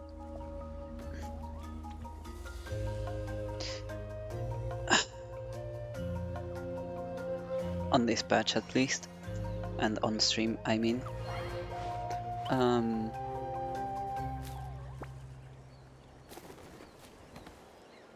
Now I just have to wait for the next events. I mean, I'll probably, like I said, I haven't decided if I will stream the event while I play it, or if I'll just record it off stream, because I would assume it would be pretty short. But yeah. And then the next event starts in April 7th. This one ends in 16 days.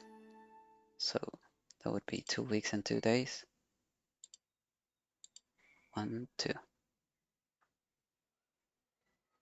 Okay. So we'll have 1 week of this event and the next event at the same time. And then the other events start on the 21st and on the 28th. Okay. Although I suspect they won't have a lot of story, but I wrote them down just in case. In case they do have story. But yeah, that's it for me for now. Until the HSR stream, I will probably only. My cat is throwing books out of the fucking furnishing where they are. The word isn't coming to mind. So yeah, I'm gonna end this here. I'll probably be back to stream the event tomorrow and so forth until it's over, and then HSR. Yeah. Goodbye. Bye bye.